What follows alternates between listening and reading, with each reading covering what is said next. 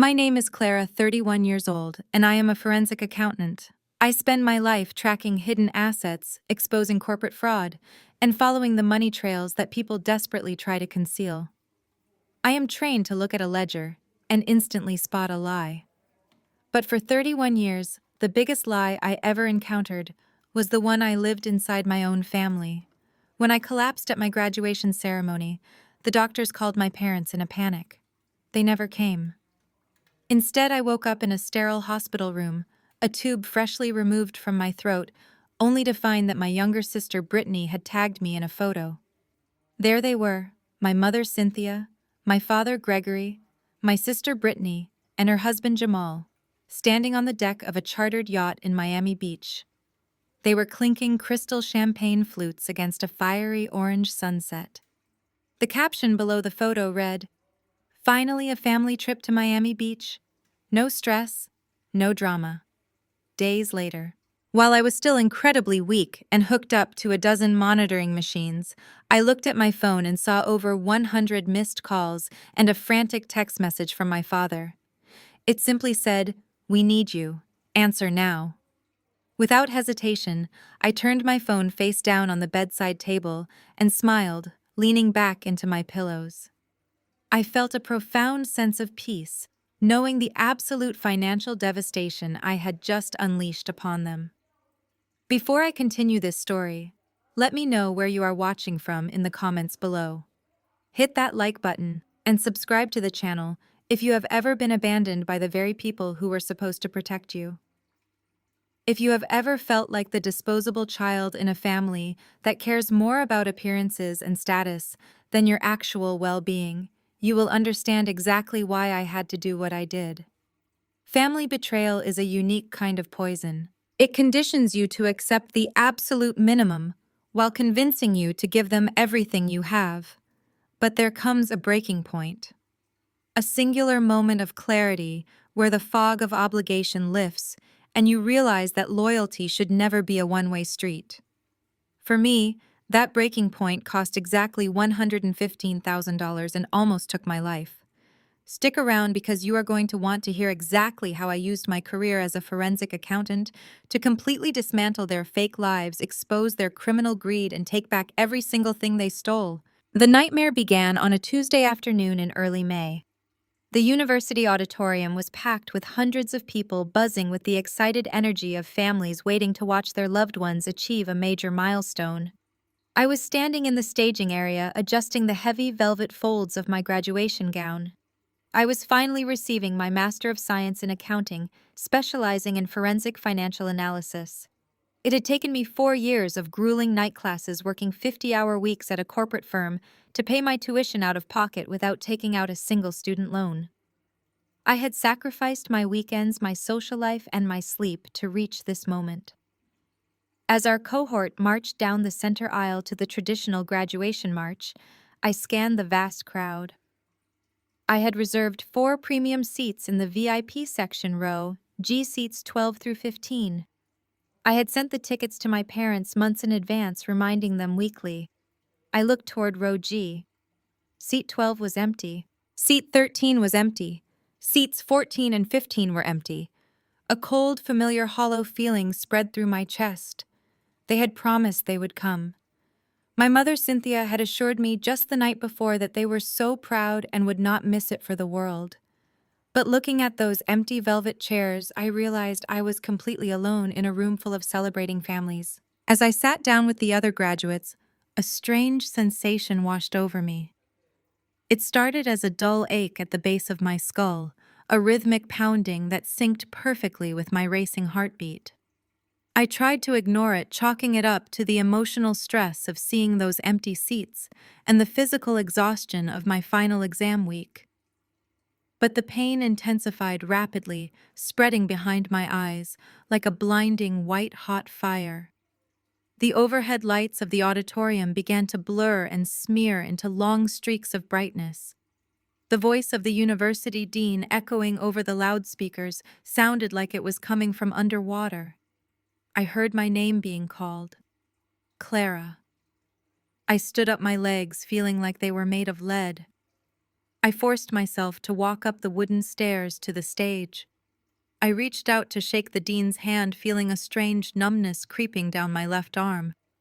The last thing I remember was the sharp, terrifying sensation of the floor rushing up to meet my face, and the collective gasp of the audience echoing in my ears before the world went completely dark. I woke up to the rhythmic, mechanical hissing of a ventilator and the sharp smell of medical-grade antiseptic. My eyelids felt impossibly heavy. When I finally managed to pry them open, the harsh fluorescent lights of the intensive care unit blinded me. I tried to speak, but my throat was raw, and a thick tube prevented me from making any sound. Panic flared in my chest.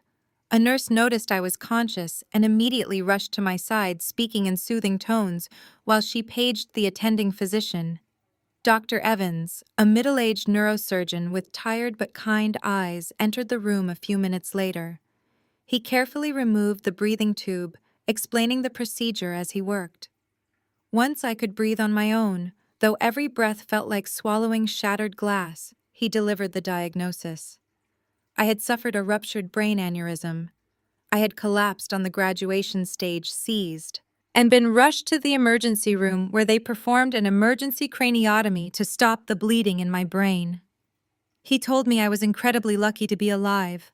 The mortality rate for a rupture of that magnitude was terrifyingly high, and my survival was entirely due to the quick response of the university medical staff who had been on standby at the ceremony. I listened to his clinical explanation, processing the trauma to my own body before managing to croak out a single question. My family. Are they here? Dr. Evans looked down at my medical chart, his expression shifting from professional detachment to deep, uncomfortable sympathy. Clara, he began softly. We contacted the emergency numbers listed in your file the moment you were brought in. We reached your mother, Cynthia. My heart leapt with a desperate, childish hope. Were they in the waiting room? Were they terrified? Dr. Evans took a deep breath before continuing. Your mother answered the phone. When I explained that you had collapsed and required emergency brain surgery, she told me that you have a history of academic anxiety. She said you were likely just having a panic attack because you wanted attention on your graduation day. She refused to authorize any immediate medical intervention and informed me that they could not be disturbed because they were in the middle of boarding a flight. She told us to just give you some water and let you sleep it off. The words hit me harder than the physical trauma of the surgery. Let her sleep it off. I had a bleeding artery in my brain. My skull had been cut open to save my life. And my mother, the woman who brought me into this world, had dismissed my near-death experience as a desperate plea for attention because it inconvenienced her travel plans. I stared at the ceiling tiles of the ICU, feeling a profound, chilling numbness spread through my veins. It was not just disappointment. It was the absolute, undeniable confirmation of my complete worthlessness in their eyes. Dr. Evans gently patted my shoulder, told me to rest, and quietly left the room. A few hours later, a young nurse named Emily came in to check my vitals. She brought a small plastic bag containing the personal items I had on me when I collapsed.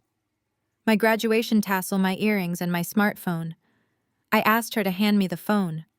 My hands were shaking so badly I could barely unlock the screen. I opened my messages, hoping, praying against all logic, that I would see a text from my father, Gregory, or my sister, Brittany, asking if I was okay. My inbox was completely empty. No texts, no missed calls, nothing. I opened my social media apps to distract myself from the crushing reality of my isolation. The very first thing that popped up on my feed was an Instagram notification. Brittany had tagged me in a post. I clicked on the notification and stared at the screen, my eyes burning with unshed tears. It was a carousel of highly edited, perfectly filtered photos. The location tag was Miami Beach, Florida. The first photo showed my 28-year-old sister Brittany posing at the bow of a massive multi-million-dollar luxury yacht. She was wearing a designer swimsuit, holding a glass of vintage champagne, her perfectly styled hair blowing in the ocean breeze. The second photo showed my parents Cynthia and Gregory, lounging on plush white leather seats on the upper deck, looking like a wealthy suburban couple living out their ultimate retirement fantasy. The third photo featured Brittany with her husband Jamal. Jamal is an African-American tech entrepreneur 30 years old and the absolute darling of our family. He is the founder of a Silicon Valley startup that produces nothing of value but constantly seeks venture capital funding based on buzzwords and aggressive networking. In the photo, Jamal was grinning widely, smoking an expensive cigar with his arm wrapped tightly around my sister. The caption of the post was a masterclass in psychological cruelty. Finally, a family trip to Miami Beach. No stress, no drama. Celebrating Jamal's new funding round and enjoying the good life. Wish you were here to see this, Clara, but we know you prefer your boring books to the beach. They had used the very day of my master's graduation, the day I had begged them to attend to fly to Miami and celebrate Jamal's supposed business success. They had paid for first-class tickets, chartered a luxury yacht, and drank expensive champagne while I was bleeding into my own brain on a university stage. I looked at the photo of Jamal laughing with his cigar. My parents treated him like absolute royalty. They worshipped the ground he walked on because he represented the flashy modern wealth they so desperately wanted to be associated with.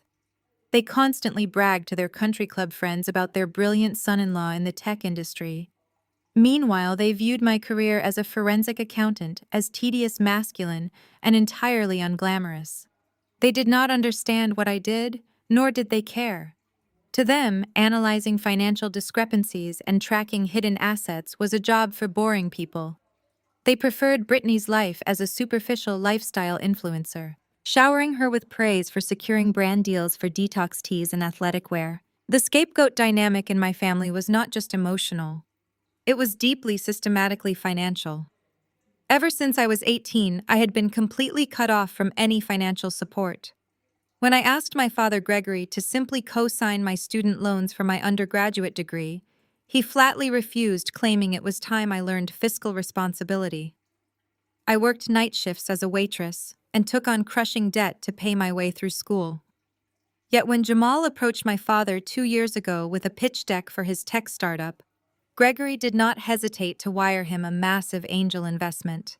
When Brittany wanted a new luxury SUV because her old car did not fit her influencer aesthetic, my parents bought it for her in cash.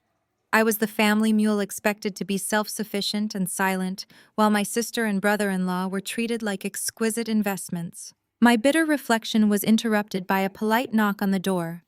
A woman in a sharp business suit holding a tablet walked into the room. She introduced herself as a representative from the hospital's billing and financial administration department. Her face was sympathetic, but her posture was strictly business. "Clara," she said softly, taking a seat beside my bed. "First, let me say how glad we are that your surgery was successful. However, we have a pressing administrative issue we need to discuss regarding your admission and coverage." I nodded weakly, bracing myself for the inevitable blow. I understood the American healthcare system perfectly well. I knew that arriving unconscious in an emergency room meant you had absolutely no control over network providers or facility fees. The administrator pulled up a spreadsheet on her tablet. "Because you were brought in under emergency circumstances, you were treated by our on-call neurosurgeon, who happens to be out of your specific insurance network. Additionally, the intensive care unit fees, the specialized imaging, and the anesthesia costs are accumulating rapidly. We attempted to contact your parents to secure a financial guarantor for the out-of-pocket maximums, but your father, Gregory, explicitly declined. He stated that you are an independent adult and that they will not assume any financial liability for your medical care." I closed my eyes, feeling a wave of nausea that had nothing to do with my brain surgery. My father had taken the time to officially decline financial responsibility while on his yacht in Miami. He had essentially told the hospital to come after me for every single penny. "How much is the preliminary estimate?" I asked, my voice barely a whisper. The administrator hesitated, tapping her screen. "Currently factoring in the emergency craniotomy, the ICU daily rate, the specialist consultations, and the projected physical therapy you will need before discharge, the out-of-pocket Total currently stands at $115,000. $115,000. The number echoed in my ringing ears. It was a death sentence. I had spent the last decade meticulously saving my money, living frugally in a small apartment, denying myself vacations and luxuries, just so I could build a modest safety net and eventually open my own forensic accounting firm. I had exactly $40,000 in my savings account. This single unexpected medical emergency was going to wipe out my entire life savings and plunge me into decades of insurmountable debt. I would have to declare bankruptcy. My credit score would be destroyed. My dream of starting my own firm would be completely obliterated. I looked back at my phone screen, which had dimmed, but still showed the edges of Brittany's Instagram post. I thought about the cost of that yacht charter. I thought about the vintage champagne they were drinking. I thought about the hundreds of thousands of dollars my parents had pumped into Jamal's tech company. They had the resources to save me without even feeling a dent in their lifestyle. They could have paid this hospital bill with a single wire transfer. Instead, they chose to let me drown in medical debt, while they toasted to a life of no stress and no drama. Lying in that sterile hospital bed surrounded by the beeping machinery keeping me alive, I finally accepted the absolute truth. I was not a daughter to them. I was not a sister. I was an inconvenience, a scapegoat to be discarded the moment I required actual care or resources. They had left me to die, and when I refused to die, they left me to face financial ruin. I stared at the ceiling, feeling the last remaining threads of my familial love snap and wither away, replaced by a cold, calculating, and terrifying clarity. The heavy oak door of my ICU suite did not just open. It was pushed inward with the kind of authoritative, commanding force that usually belongs to hospital directors or high-ranking federal agents. I turned my head slowly, wincing against the sharp, throbbing pain at the base of my skull. Standing in the doorway was not a doctor or another billing administrator. It was my 82-year-old grandmother, Beatrice.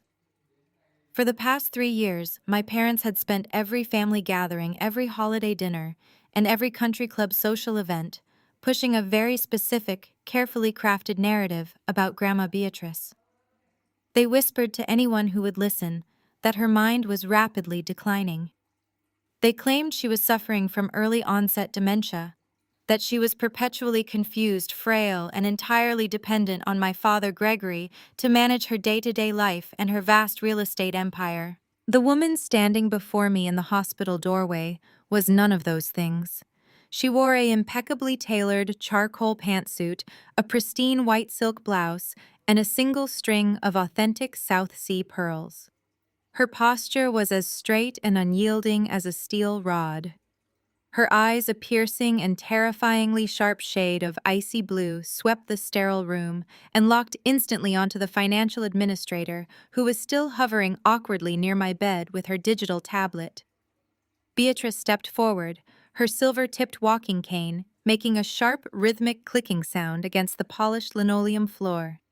She was flanked by a tall, broad-shouldered man in a bespoke navy suit carrying a heavy leather briefcase.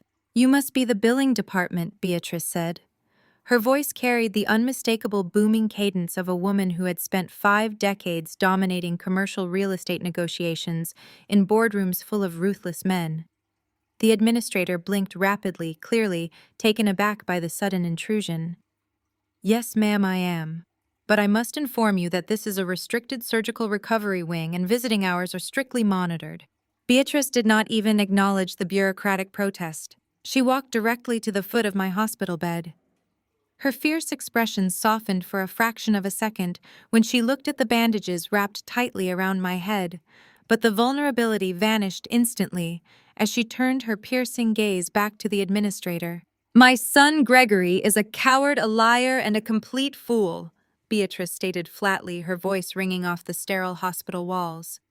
"He just officially declined financial responsibility for his own daughter's emergency brain surgery because he is currently busy pretending to be a billionaire on a rented yacht in Florida. I, however, do not abandon my blood. What is the current outstanding balance for my granddaughter's medical care?" The administrator tapped her screen nervously, clearly intimidated by my grandmother's overwhelming presence. Ma'am, due to strict patient privacy regulations, I cannot just discuss financial details with extended family members without explicit consent. Beatrice raised a single immaculately manicured hand, silencing the woman instantly. This is Clara's hospital room. Clara is awake, conscious, and listening to every word we are saying. Clara, do I have your verbal authorization to handle this ridiculous hospital bill? I swallowed hard, my throat still burning and raw from the intubation tube they had removed earlier. I managed a weak, raspy, but definitive yes. Beatrice nodded sharply. There is your authorization. Now stop wasting my time and give me the exact figure. The administrator cleared her throat anxiously. The current out-of-pocket estimate, including the emergency craniotomy, the intensive care unit stay, and the surgical consultations, is exactly $115,000. Beatrice did not gasp. She did not flinch. She did not ask for an itemized breakdown or a payment plan. She simply unclasped her designer handbag, reached inside, and pulled out a solid, metal, heavy black credit card. She held it out between two fingers, her expression completely bored. "Run it," Beatrice ordered. The administrator stared at the black card like it was a dangerous weapon. "Ma'am, we usually set up financing plans or arrange for direct wire transfers for amounts of this magnitude. A direct credit card charge of $115,000 will likely be blocked by your bank's fraud department." Beatrice offered a smile that was entirely devoid of warmth or patience. "My bank knows exactly who I am, and they know much better than to decline my transactions. Run the card, pay the balance in full, and ensure my granddaughter's account reflects a zero balance immediately." The administrator hesitated for only a second longer before producing a mobile point-of-sale terminal from her jacket pocket. Her hands were actually trembling slightly as she inserted the heavy metal card into the chip reader. The machine processed the massive transaction for 3 agonizingly long seconds. A sharp, loud beep echoed through the quiet room, followed immediately by the whirring sound of a long receipt printing from the top of the device. "Approved." The administrator tore off the slip of paper, staring at the approval code with a mixture of profound shock and deep respect. "The balance is entirely cleared, ma'am." "Excellent," Beatrice said smoothly, taking the receipt and slipping the heavy black card back into her purse. "Now I need you to leave this room, and I want you to make sure that hospital security is notified that no one from my son's immediate family is granted access to this floor without my explicit written permission. We have highly private business to discuss." The administrator practically fled the room, closing the heavy oak door securely behind her. The oppressive, suffocating anxiety of the medical debt that had been crushing my chest just moments ago vanished into thin air. It was replaced by a stunned, disorienting new reality. The power dynamic in my life had just violently shifted. I looked at the woman who had just single-handedly saved me from decades of financial ruin. "Grandma," I rasped, my voice thick with unshed tears. "You paid it. All of it." Beatrice pulled a vinyl guest chair close to my bed and sat down.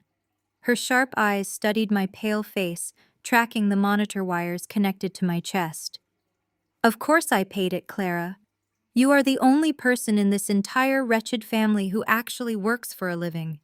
I was certainly not going to let a ruptured blood vessel and Gregory's pathetic, fragile ego ruin your brilliant future." The tall man in the navy suit stepped forward quietly, maintaining a respectful distance from the bed.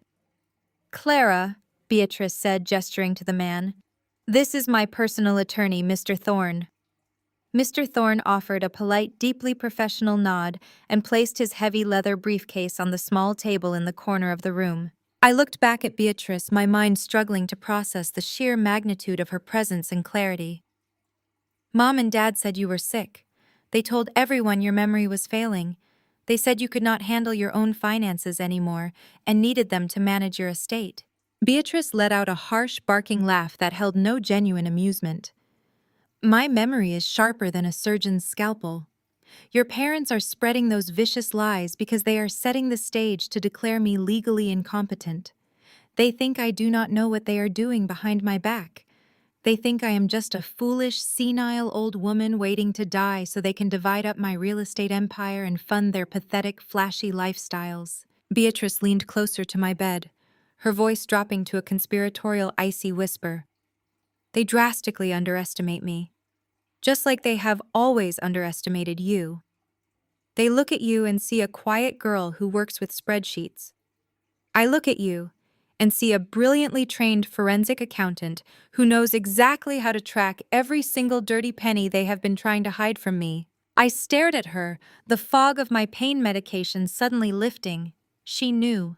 She knew exactly what they were doing, and she had come to me not just out of familial love, but because she recognized my professional lethalness. "Your mother and father think they are playing a brilliant game of chess," Beatrice continued, her eyes narrowing with fierce determination. "They took your sister Brittany and that grifter she married Jamal on a luxury yacht using my money. They pump hundreds of thousands of dollars into Jamal's tech startup, pretending he is the next great Silicon Valley genius. I have read his business proposals, Clara. A middle school student could spot the holes in his financial projections. Jamal is a con artist wearing a turtleneck sweater, and your parents are happily laundering my hard-earned money through his fake company to bypass my inheritance strictures." My heart raced against the monitors. The steady beeping accelerated, betraying my shock. "You know about Jamal's startup?" "I know everything," Beatrice stated coldly. "I know Cynthia is bribing my private physician to prescribe me heavy sedatives I do not need, hoping to accelerate my supposed cognitive decline. I know Gregory has been forging my signature on minor real estate transfers to test the waters. They think they have me trapped in my own aging body, but I refuse to take their pills, and I refuse to let them win." Beatrice reached out and gently placed her warm, steady hand over mine. The contrast between her cold fury toward my parents and her profound tenderness toward me was staggering. "You spent 31 years letting them treat you like a burden," Clara, Beatrice said softly, though the iron resolve in her voice never wavered. "You let them cast you aside while they paraded Brittany around like a trophy. I sat back and watched you build your career in silence, waiting for the day you would finally realize your own worth. When I heard you collapsed on that stage and I discovered Gregory refused to help you, I knew the time for waiting was over." Mr. Thorne unlatched his leather briefcase with a sharp click. He pulled out a thick stack of legal documents printed on heavy bond paper. "Today we stop playing their victim," Beatrice declared, her icy blue eyes locking onto mine with absolute certainty. "Today we burn their fake empire to the ground. And you, my brilliant, resilient granddaughter, are going to light the match." Mr. Thorne handed Beatrice a sleek titanium-encased USB drive. It looked heavy, almost weaponized. Beatrice held it out to me, the cool metal resting in her palm. "This," she said, her voice dropping to a low, intense register, "is the culmination of a private investigation I commissioned 6 months ago. It contains comprehensive banking records, property deeds, shell company registrations, and wire transfer logs. It is a complete map of every single asset your parents and Jamal have attempted to siphon from my estate. But the data is encrypted, and the accounts are obfuscated through layers of corporate jargon and offshore holding companies." She pressed the drive into my hand, closing my fingers securely around it. "I need an expert, Clara. I need someone who can follow the money, untangle their messy attempts at corporate fraud, and prove undeniably that they are engaged in a systematic criminal conspiracy to defraud me. I need my forensic accountant." I gripped the USB drive, feeling the weight of the responsibility and the sudden intoxicating surge of purpose. For years, I had analyzed the financial crimes of strangers, uncovering embezzlement and corporate theft for faceless clients. Now my skills were being deployed to dismantle the very people who had tried to destroy me. "I can do it," I said, my voice steadying, fueled by a sharp, cold determination. "Give me access to a secure terminal and a few hours, and I will show you exactly where every stolen dollar went." Beatrice smiled, a genuine, terrifying smile that promised absolute ruin for anyone who crossed her. "I knew I could count on you, but tracking the money is only the first step. We need to secure my remaining assets and completely neutralize Gregory's ability to act on my behalf." She turned to Mr. Thorne, who had already extracted a thick sheaf of legal documents from his briefcase and arranged them on the small table beside my bed. Mr. Thorne has drafted a comprehensive legal package, Beatrice explained. It immediately revokes the power of attorney Gregory currently holds, which he secured by fraudulently claiming I was mentally unfit. It also removes him as the primary beneficiary of my trust and strips him of his position as executor of my estate. Mr. Thorne produced an elegant fountain pen and handed it to Beatrice. Furthermore, Mrs. Hayes, the attorney stated, his tone strictly professional. These documents establish Clara as your sole medical and financial power of attorney, granting her absolute uncontested control over your healthcare decisions and the management of your entire financial portfolio, effective immediately upon signing. I stared at the documents, stunned. You are giving me total control over your estate. I am trusting the only person in this family who possesses both a spine and a moral compass, Beatrice corrected smoothly. You have proven your capability by building your career without a single cent of my money, while your sister and your parents have proven themselves to be nothing more than greedy parasites. Beatrice didn't hesitate. She uncapped the fountain pen and began signing the documents with quick, decisive strokes. Her signature was bold, sharp, and entirely devoid of the tremors associated with the cognitive decline my parents had so desperately tried to fabricate. Mr. Thorne expertly managed the paperwork, adding his own signature as a legal witness and notarizing each page with a heavy official stamp. It is done, Mr. Thorne announced, gathering the signed documents and returning them to his briefcase. I will file these with the state courts and all relevant financial institutions within the hour. Gregory's access to your primary accounts will be severed before noon. The reality of the shift in power settled over the hospital room.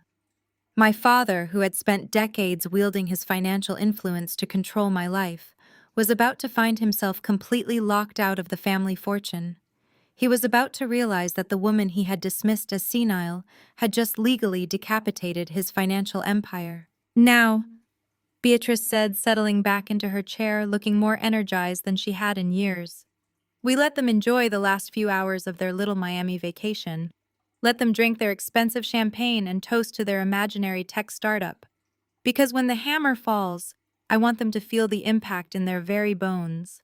Just as Beatrice finished her sentence, the silence in the ICU room was shattered by the sharp, persistent buzzing of my smartphone resting on the bedside table. I glanced at the screen, my heart giving a sudden erratic jolt. The caller ID displayed a name I hadn't expected to see so soon. It was Gregory, my father. The screen glowed brightly, showing an endless stream of missed call notifications that had been silently accumulating while my phone was on Do Not Disturb. 112 missed calls, dozens of frantic text messages. I picked up the phone, my thumb hovering over the green accept button. I looked at Beatrice, seeking guidance. She merely arched a silver eyebrow, a look of grim satisfaction spreading across her face. Answer it, Beatrice commanded softly. Let's hear what the coward has to say. I swiped the screen and brought the phone to my ear. Hello, I said, keeping my voice intentionally weak, perfectly playing the role of the incapacitated recovering daughter. Clara, finally. My father's voice exploded through the speaker, frantic, high-pitched, and completely devoid of any parental concern. Where the hell have you been? Why haven't you answered your phone? I was in surgery, Dad, I replied, the coldness in my chest solidifying into something hard and unbreakable. I had a ruptured brain aneurysm. I almost died on the graduation stage. Yes, the hospital mentioned something about that. Gregory brushed past my near-death experience with staggering callousness. Listen, Clara, we have a massive catastrophic situation down here in Miami, and I need you to fix it immediately. You're the accountant, you know how to handle these banking glitches. A glitch? I asked, feigning confusion while exchanging a knowing look with Beatrice. My black card, Gregory hissed, his voice tight with rising panic. I just tried to pay the final charter fee for the yacht, and the transaction was declined. I tried 3 other premium credit cards linked to your grandmother's primary accounts, and they are all locked. The bank representative on the phone claimed the accounts were frozen due to a change in legal authorization. It has to be an administrative error. I could hear the desperate, ragged edge to his breathing. He wasn't calling to check on his daughter who had just undergone a craniotomy. He was calling because his unlimited supply of stolen funds had just been abruptly shut off, and he was stranded on a luxury yacht with a massive bill he couldn't pay. "I need you to log into the family trust portal right now, Clara," Gregory demanded, his tone shifting from frantic to commanding. "Use your access credentials and override the security hold. Jamal is about to finalize a $500,000 seed investment with a major venture capitalist here, and we need to show proof of liquidity. If this deal falls through because of a bank error, it will ruin everything." He was still lying. He was still trying to use me to facilitate his fraud, completely oblivious to the fact that I was sitting next to the woman he was trying to rob, holding a USB drive containing the evidence of his crimes, and armed with the legal authority to destroy him. "I can certainly look into the accounts, Dad," I said, my voice smooth and perfectly composed. "But I'll need some time. Recovering from brain surgery makes staring at screens a bit difficult." "Just get it done, Clara." Gregory snapped, his impatience overriding any pretense of care. "This is a critical family business emergency. We are counting on you." He hung up the phone without another word. No "I love you," no "get well soon." Just a transactional demand from a man who saw me only as a tool to be used and discarded. I lowered the phone, the metallic click of the call ending echoing in the quiet room. I looked at my grandmother, who was watching me with a mixture of sorrow for my pain and fierce pride in my composure. "They have no idea," I said quietly, a slow, dangerous smile forming on my lips. "They think they are just dealing with a banking error. They are dealing with a reckoning," Beatrice corrected, her eyes flashing with cold, calculated justice. "Now, Clara, open that drive. It is time to go to work." I asked Mr. Thorne if he had a secure laptop I could use. Without a word, he produced a high-end, heavily encrypted notebook from his briefcase and positioned it perfectly on my overbed hospital table. I took a steadying breath, fighting through the lingering ache in my skull, and plugged the heavy titanium USB drive into the port. Before the screen even registered the device, my phone lit up again. Gregory had realized his arrogant phone call was not enough to save him. The text messages started pouring in rapid fire, betraying a frantic, spiraling desperation I had never seen from the man who always demanded total control. "Clara, the marina management is threatening to call the Miami police if we do not settle this yacht charter fee in the next 10 minutes. Jamal's investors are looking at us like we are frauds. Fix the bank authorization now, or you are cut out of this family permanently." I scoffed at the screen. He was threatening to cut me off while I literally held the digital keys to his entire existence. My mother, Cynthia, was the next to text, completely dropping her facade of maternal concern. "Your father is having chest palpitations because of your stubbornness. How can you be so incredibly selfish? Jamal is a minority founder trying to break into the tech industry, and you are actively ruining his one chance at securing this capital. Do your job and fix the accounts."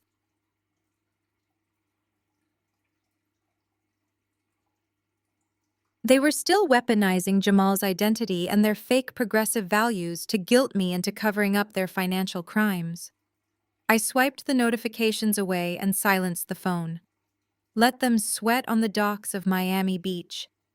I dialed Naomi, my senior data analyst, and the only colleague I trusted with my life. She answered on the first ring. "Clara, I heard about what happened at the graduation ceremony. Are you okay?" "I am currently recovering from emergency brain surgery, Naomi, but honestly, I have never felt better," I said, keeping my voice sharp and focused. "I need you to establish a secure encrypted tunnel to my terminal right now. We have a live forensic trace to execute, and it involves a multi-million-dollar web of shell companies." Naomi did not hesitate. She lived for the financial hunt just as much as I did.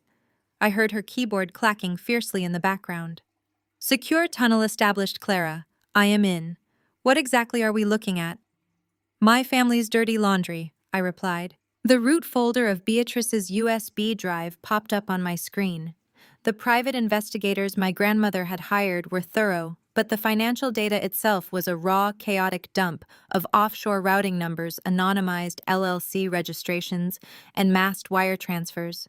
"They tried to bury the money trail in blind Delaware holding companies," I muttered. my fingers flying across the keyboard despite the bulky IV line taped to the back of my hand. Let us run a pattern recognition algorithm on the outbound transfers from Beatrice's primary trust. Running it now. Naomi's voice crackled over the speaker. A few seconds later, she gasped. Clara, look at this routing sequence. The stolen funds are not just going straight into Jamal's tech startup. They are bouncing through a Cayman Islands account first to scrub the origin.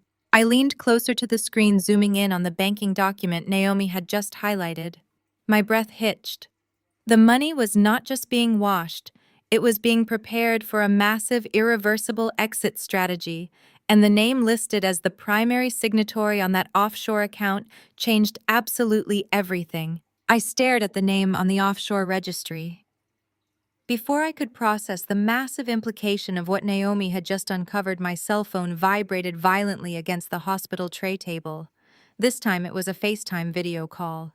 The caller ID displayed my mother's name, Cynthia. I signaled to Beatrice and Mr. Thorne to remain perfectly silent and step out of the camera's frame.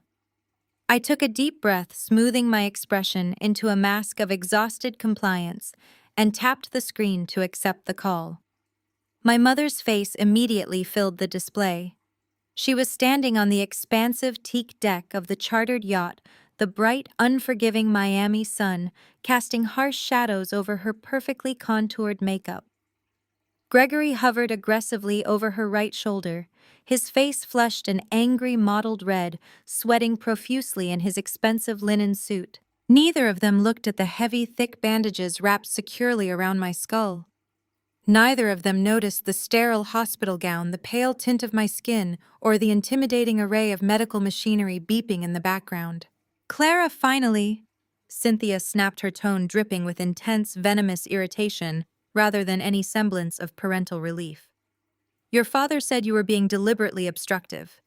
We do not have time for one of your little academic protests today. Jamal is inside the main cabin right now, desperately trying to stall the venture capitalist with premium tequila, and you are sitting there playing games with the family trust.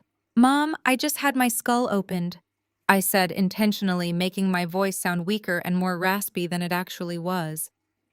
The doctor said I need to rest. My brain was bleeding. Cynthia rolled her eyes, an exaggerated theatrical sigh escaping her lips. Oh, please. You are conscious and you are talking, which means you are perfectly capable of operating a laptop. You always exaggerate your health issues to avoid helping this family. Do you remember when you claimed you had the flu just to skip Brittany's engagement party? You are incredibly selfish, Clara.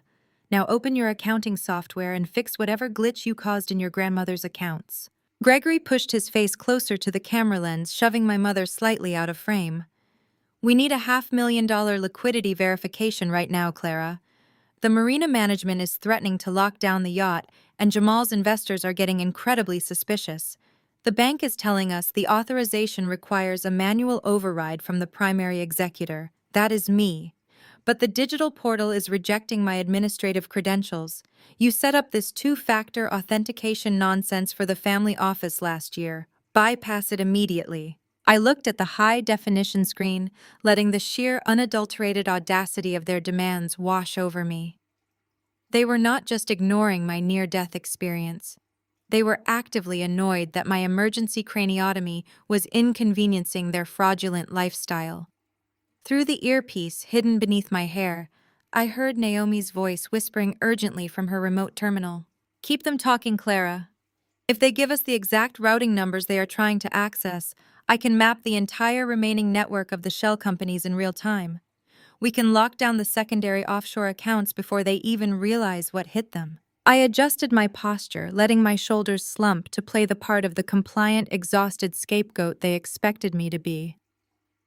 I can try, Dad, I rasped, rubbing my temples as if the bright screen was causing me immense physical pain.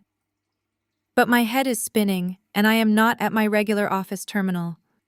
The security protocols on the family trust are extremely strict.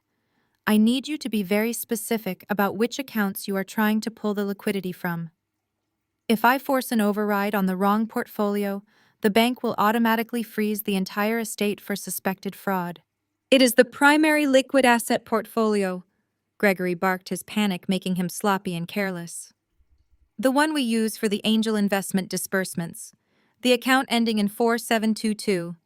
I need 300,000 wired to the yacht charter company immediately to cover the security deposit and the catering tab, and I need the remaining 200,000 parked in Jamal's holding account to show the venture capitalists that our seed funding has cleared. Jamal's holding account, I asked, keeping my tone perfectly innocent and confused. Dad, I am looking at the directory now. I do not see a standard business checking account for Jamal's tech startup. I only see a series of corporate entities. Which specific LLC is he using to receive the trust fund disbursements? Cynthia grabbed the phone back from Gregory, her manicured nails tapping impatiently against the screen. It is called Apex Innovations Global Clara. It is registered in Delaware. Your father set it up explicitly to handle the angel investments so we could avoid your grandmother's outdated restrictive tax structures. Jamal is the chief executive officer. Just route the money there. It is not that complicated for someone who claims to be a forensic accountant. I smiled internally. She had just verbally confirmed on a recorded hospital network connection that they were intentionally bypassing Beatrice's legal trust structures to funnel money into a masked Delaware shell company. Naomi was typing furiously in the background, her rapid keystrokes echoing in my earpiece. Got it, Naomi whispered triumphantly. Apex Innovations Global. Clara, they are not just washing the money, they are using this Delaware LLC to pay themselves exorbitant consulting fees. Jamal is not building a tech company, he is just paying his own wife Brittany a massive monthly salary for marketing services. They are literally stealing Beatrice's money and paying it directly into their own personal checking accounts. Clara, what is taking so long? Gregory shouted, pulling the phone back toward his face. In the background, I could see Jamal pacing nervously by the railing, looking over his shoulder toward the docks. The marina manager is walking down the dock right now with a police officer. If you do not push this wire transfer through in the next 60 seconds, I am going to be publicly humiliated in front of the most important investors in Silicon Valley. You are ruining your sister's future. I am entering the override codes now, Dad. I lied, my voice dripping with feigned exhaustion. But the system is prompting me for the secondary verification. You said the accounts were locked due to a change in legal authorization. I need to know exactly what error code the portal is giving you so I can bypass the firewall. Read it to me. Gregory gritted his teeth, holding his phone away from his face to check the banking app on his tablet. It says error code 401 unauthorized access. Primary signatory revoked. What the hell does that mean, Clara, who revoked my access? It looks like a systemic fraud alert, I explained calmly, thoroughly enjoying the sound of his rising panic. When you try to pull $500,000 from a heavily restricted trust into an out-of-state holding company like Apex Innovations, the bank's algorithm automatically assumes the account has been compromised. The system thinks someone is trying to steal Grandma Beatrice's money. Nobody is stealing anything, Cynthia shrieked, her voice reaching a hysterical pitch. It is our money. She is an old, confused woman who does not know what day it is. We are managing the family legacy. Now do your job and force the transfer before I fly back there and make you regret it. I am pushing the final authorization key now, I said, staring directly into the camera.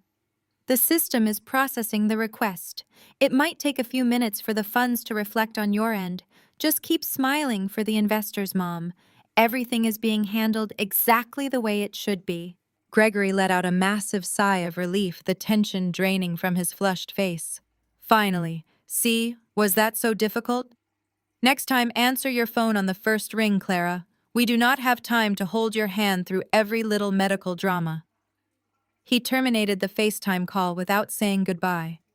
The screen went black, cutting off the bright Miami sun and leaving me in the quiet, sterile glow of the ICU. I stared at the name on the offshore registry. Apex Innovations Global. The corporate entity that my parents had been funneling Beatrice's money into wasn't just a simple holding company for Jamal's tech startup. It was a sophisticated, multi-layered financial labyrinth designed to obscure the origin of the funds and distribute them across a network of phantom accounts. Naomi, look at the secondary signatories on this Cayman Islands account. I said, my voice barely above a whisper. I heard the rapid clicking of Naomi's keyboard over the speakerphone. Give me a second, Clara. The ownership structure is buried under 3 different LLCs. Okay, I'm decrypting the corporate officers list now. A tense silence stretched between us as Naomi's algorithm chewed through the data dump. I watched the progress bar on my screen, every percentage point bringing us closer to exposing the absolute depth of my family's betrayal. Got it, Naomi announced, her tone a mix of professional triumph and personal disgust. The primary signatory is Jamal as expected, but the secondary signatories— Clara, it's not just your parents. Your sister Brittany is listed as a co-director of a subsidiary marketing firm that receives a flat 40% cut of every incoming investment from the trust. And there's a fourth name, someone named C. Gregory Vance. My blood ran cold. Vance. As in Victoria. Vance, my mother's maiden name. Gregory is my father's first name. It's a burner identity, Naomi confirmed. They created a fictitious corporate officer using a combination of their names to authorize the international wire transfers without flagging domestic banking compliance algorithms. It's a classic layering technique used in money laundering. They aren't just stealing, Naomi, I said, my mind racing as the forensic evidence painted a terrifying picture. They are actively washing the money. They are taking clean, legally protected trust funds, pumping them into Jamal's fake tech startup as angel investments, and then paying themselves back through exorbitant salaries, consulting fees, and marketing retainers routed through offshore accounts. They are turning Beatrice's legitimate wealth into untraceable cash. And it gets worse, Naomi interjected, her voice tight. I'm looking at the expense reports for Jamal's tech company. There is absolutely no research and development budget. No software engineering payroll, no server hosting costs. The only operational expenses listed are luxury travel, high-end corporate leasing, and client entertainment. Jamal isn't building an app or a software platform. He's running a glorified party planning service funded by your grandmother's stolen estate. I leaned back against the hospital pillows, the enormity of their crime settling over me. My parents had spent my entire life lecturing me about financial responsibility, berating me for taking out student loans, and mocking my career choice as a forensic accountant. Meanwhile, they were running a criminal syndicate disguised as a family office. I need a comprehensive visualization map, I instructed Naomi, my exhaustion momentarily forgotten. I need every single transaction connected. I want a flowchart showing the exact path the money took from Beatrice's primary trust through the holding company into Jamal's startup and out to the offshore accounts. Color code, the fraudulent transfers, red. Already on it, Naomi replied, the sound of her mouse clicking furiously. But Clara, there's an anomaly here. A recurring monthly payment that doesn't fit the pattern of the shell company payouts. It's coming directly out of Beatrice's personal checking account, not the trust, and it's going to a domestic LLC registered in Florida. The payee is listed as Serenity Health Consulting. I frowned, staring at the raw data scrolling across my screen. Serenity Health Consulting. That sounds like a medical provider. How much are the payments? $10,000 a month, Naomi stated. Every single month for the past 2 years. And the payment authorization was signed by Cynthia, my mother. Cynthia was authorizing $10,000 monthly payments from Beatrice's personal account to a mysterious health consulting firm in Florida. The timing aligned perfectly with the start of my parents' aggressive campaign to declare Beatrice mentally unfit. Naomi cross-reference, Serenity Health Consulting. With the medical registry, I ordered a cold dread pooling in my stomach. Find out who owns that LLC. A few seconds later, Naomi gasped. Clara, the LLC is registered to a Dr. Arthur Chen. He's a licensed psychiatrist specializing in geriatric care. I closed my eyes, the horrific truth slamming into me with the force of a physical blow. Dr. Chen was Beatrice's private physician. He was the one who had diagnosed her with early-onset dementia. He was the one prescribing her a heavy regimen of cognitive inhibitors and sedatives medications she had secretly stopped taking months ago when she realized they were making her lethargic and confused. My mother is bribing her doctor, I whispered the words, tasting like ash in my mouth. She is paying him $10,000 a month to falsely diagnose Beatrice with dementia and prescribe her drugs to incapacitate her. They are chemically restraining her so they can maintain control of her estate without interference. It's elder abuse, Clara, Naomi said, her voice shaking with anger. It's not just financial fraud. They are actively trying to destroy her mind to steal her money. I opened my eyes, the cold clinical rage I had felt earlier, morphing into something far more dangerous. This was no longer just about recovering stolen funds. This was about vengeance. This was about dismantling the very foundation of their lives. Compile everything, Naomi. I commanded, my voice devoid of any emotion.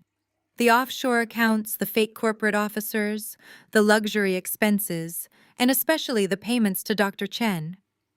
I want an airtight, incontrovertible dossier. We are going to burn them to the ground. You got it, boss, Naomi replied, her tone fierce and determined. I'll have the full forensic package compiled and securely encrypted within the hour. I ended the call and looked at Beatrice, who had been sitting quietly in the guest chair watching me work. Her expression was unreadable, a mask of stoic composure that hid the immense pain of knowing her own child was actively trying to destroy her. You heard? I asked, softly. Beatrice nodded slowly, her silver-tipped cane resting firmly on the linoleum floor. I suspected Cynthia was manipulating my medical care, but I didn't know the extent of the corruption. To see the proof, to know they were willing to poison me for money. She trailed off, her eyes hardening with a terrifying resolve. They have crossed a line, Clara, a line from which there is no return. I have everything we need, Grandma, I assured her, tapping the encrypted notebook. The entire money laundering operation, the fake startup, the bribes to Dr. Chen. We can hand this over to the federal authorities right now and watch them arrest Gregory and Cynthia before they even step off that yacht. Beatrice shook her head, a slow, predatory smile touching her lips. No, Clara. The authorities are slow. They require investigations, depositions, and endless bureaucratic red tape. My son and his pathetic wife thrive in the shadows of legal ambiguity.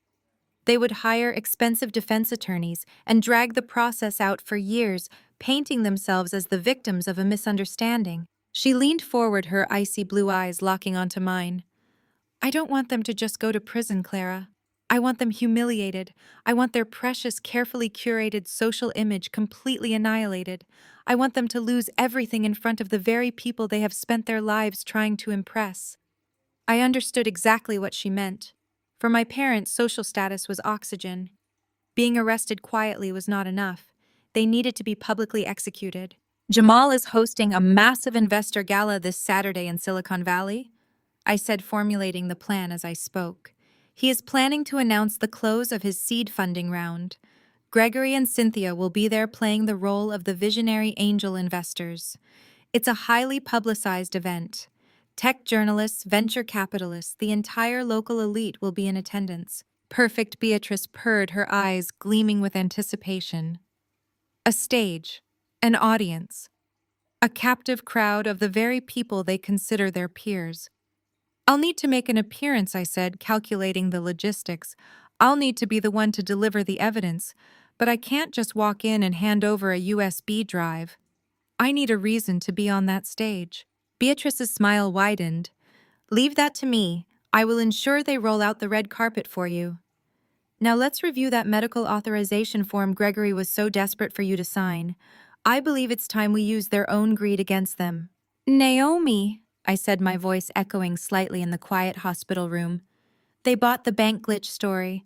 The transfer went through to their shell company. Now let us dig deeper into the transaction history. Show me where the rest of the money is going. The speaker on my laptop crackled as Naomi executed another search query. I am filtering the data dump now, Clara. The primary routing leads to Jamal's offshore accounts just as we suspected. But there is a massive anomaly here. A recurring payment structure that does not fit the typical corporate embezzlement profile. It is a direct wire transfer originating from Beatrice's personal checking account. I adjusted my position against the pillows, wincing at the dull throb in my head. How much is the transfer and who is authorizing it? It is exactly $12,000 a month, Naomi replied, her keystroke sounding frantic over the connection. Every single month for the past 2.5 years. The payment authorization is digitally signed by Cynthia. But here is the disturbing part, Clara. The payee is listed as a private medical consultancy firm operating out of Florida. A cold knot formed in my stomach. A medical consultancy, pull up the corporate registry for that firm, find out who the primary shareholder is. A heavy silence stretched over the line for several seconds. When Naomi finally spoke, her voice trembled with genuine horror. Clara, the sole proprietor of the consultancy, is Dr. Albert Monroe. He is a licensed psychiatrist. My blood turned to ice. Dr. Albert Monroe was Beatrice's private concierge physician. He was the man who had officially diagnosed my grandmother with early onset dementia. He was the one who prescribed the heavy, debilitating regimen of cognitive inhibitors and sedatives that left her entirely incapacitated during family gatherings. My mother is bribing her doctor, I whispered, the sickening reality crashing over me. Cynthia is paying Dr. Monroe $12,000 a month to falsify Beatrice's medical records. They are deliberately over-medicating her, chemically restraining her mind, so they can maintain absolute control over the estate without any legal resistance. This is not just financial fraud anymore, Naomi said, her tone hardening into pure outrage. This is felony elder abuse. They are intentionally poisoning an 82-year-old woman to steal her money. I looked up at Beatrice.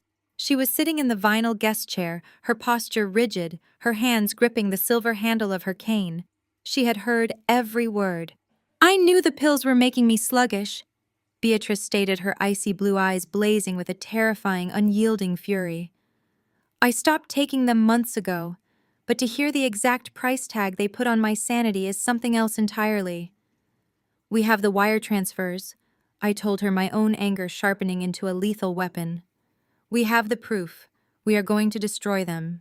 We will strip away every asset they own and leave them with absolutely nothing today. I closed the laptop screen, severing the encrypted connection with Naomi. Beatrice stood up from the vinyl hospital chair, her silver-tipped cane tapping the floor with lethal precision. She instructed Mr. Thorne to pack his legal documents immediately. They knew the sudden lockdown of the offshore accounts and the massive hold on the Miami yacht charter would force my parents to abandon their luxury vacation. They would be on the first commercial flight back to California, desperate to regain access to the trust. Beatrice decided to leave the hospital room, wanting my family to believe I was entirely alone, weak and isolated. The trap required them to feel completely in control. 4 hours later, the heavy oak door of my ICU suite was flung open. The sheer force of their entry made the heart monitors spike aggressively. My mother, Cynthia, marched in first, carrying an obnoxiously large bouquet of generic hospital gift shop flowers. Her skin was baked to a crisp golden tan from the Miami sun, and she was still wearing a designer silk resort dress that felt violently out of place in a sterile trauma ward. My father, Gregory, followed close behind her, his face flushed, clutching his expensive leather briefcase like a shield. Brittany and Jamal trailed them into the room. Brittany looked furious, her arms crossed tightly over a linen crop top, while Jamal paced near the doorway, constantly checking his phone, as if my brain surgery was severely interrupting his venture capital schedule. Cynthia rushed to the side of my bed, her face twisting into a grotesque mask of performative maternal concern. She did not ask how I was feeling. She did not look at the heavy bandages wrapping my skull. Instead, she practically threw the flowers onto the rolling tray table and grabbed my hand with a grip that felt more like a physical restraint than a comforting touch. "Oh, Clara, you have absolutely terrified us," Cynthia cried, her voice echoing loudly enough to ensure the nurses in the hallway could hear her brilliant performance. "We dropped everything. We abandoned Jamal's critical networking event and flew back the second we heard you were having one of your little academic panic attacks. You really must learn to manage your stress better. Doing this on your graduation day was incredibly disruptive to the family schedule." I stared at her, feeling the cold, clinical rage hardening my spine. A panic attack. I had my skull cut open to relieve a ruptured blood vessel, and she was publicly classifying a near-death experience as an emotional tantrum. It was a ruptured aneurysm, Mom, I said, keeping my voice intentionally raspy and weak. I had an emergency craniotomy. The neurosurgeon said I could have died. Gregory stepped forward, waving his hand dismissively, as if batting away an annoying insect. Let us not exaggerate the situation, Clara.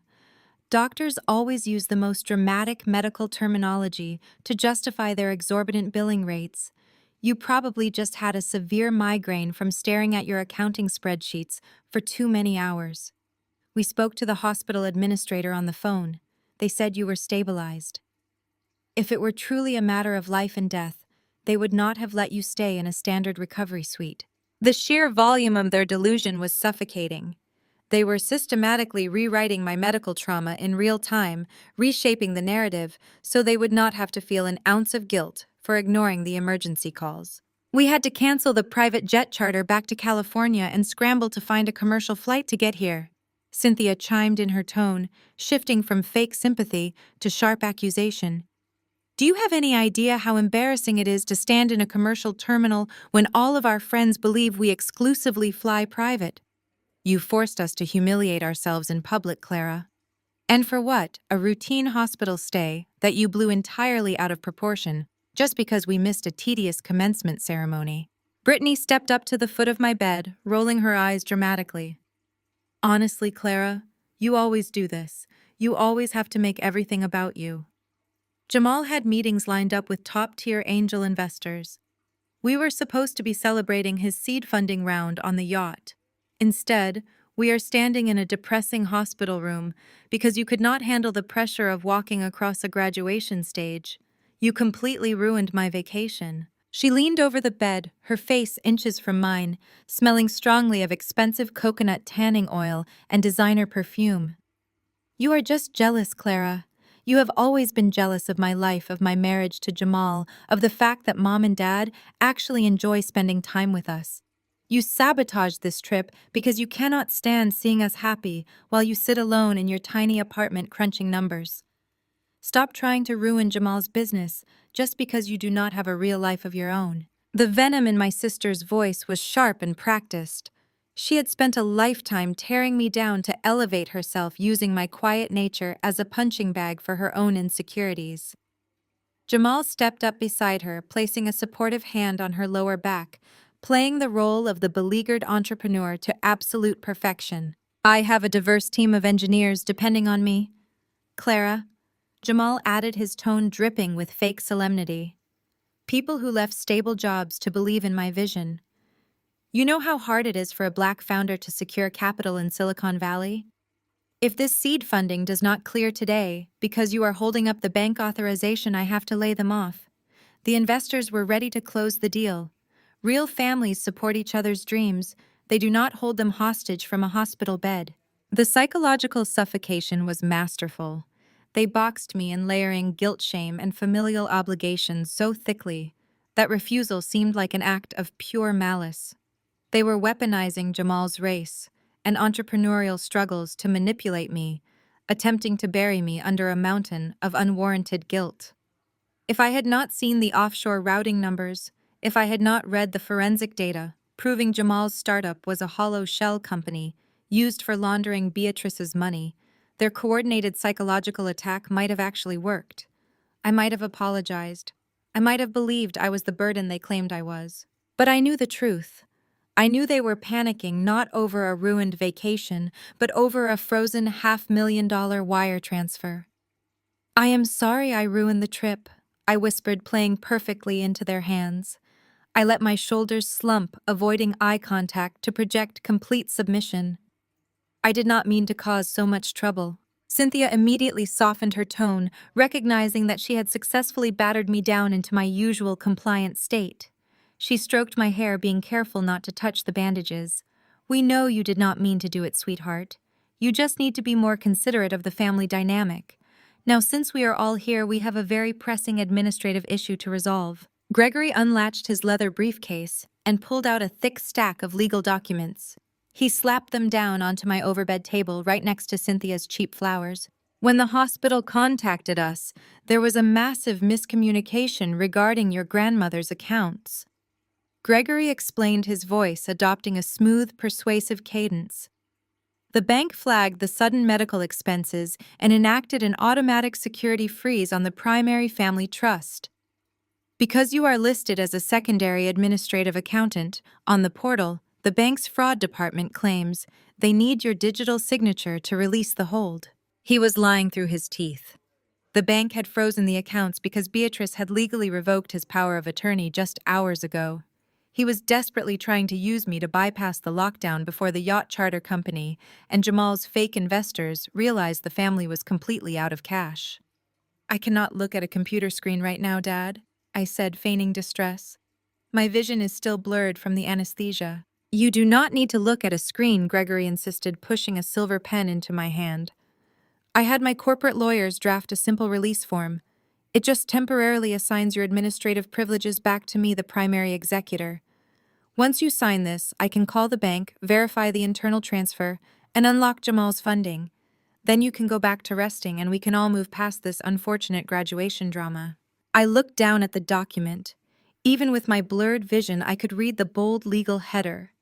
It was a formal relinquishment of rights and full financial authorization form. Gregory was not just trying to unlock a frozen credit card. He was trying to legally strip me of any authority over the family office, ensuring I could never audit the offshore shell companies or track the payments going to Dr. Albert Monroe. Sign it, Clara. Cynthia urged, her voice tight with barely concealed panic. Do not be difficult. Jamal's entire future is riding on this transfer. Do you want to be the reason your brother-in-law loses his tech company? Do you want to be responsible for bankrupting your own family? I held the silver pen, letting my hand tremble visibly. I looked up at Gregory, then at Cynthia, then at Brittany, who was glaring at me with pure contempt. They thought they had won. They thought the quiet, obedient scapegoat was about to hand them the keys to Beatrice's fortune. Okay, I whispered, my voice breaking perfectly. Okay, I will do it. But my vision is too blurred to read the fine print today, and my hands are shaking too badly to make the signature legally binding for the bank's fraud department. The notary will reject a messy signature on a document this large. Gregory frowned, looking at the pen in my trembling hand. We do not have time to wait, Clara. The bank portal has a 72-hour security buffer anyway.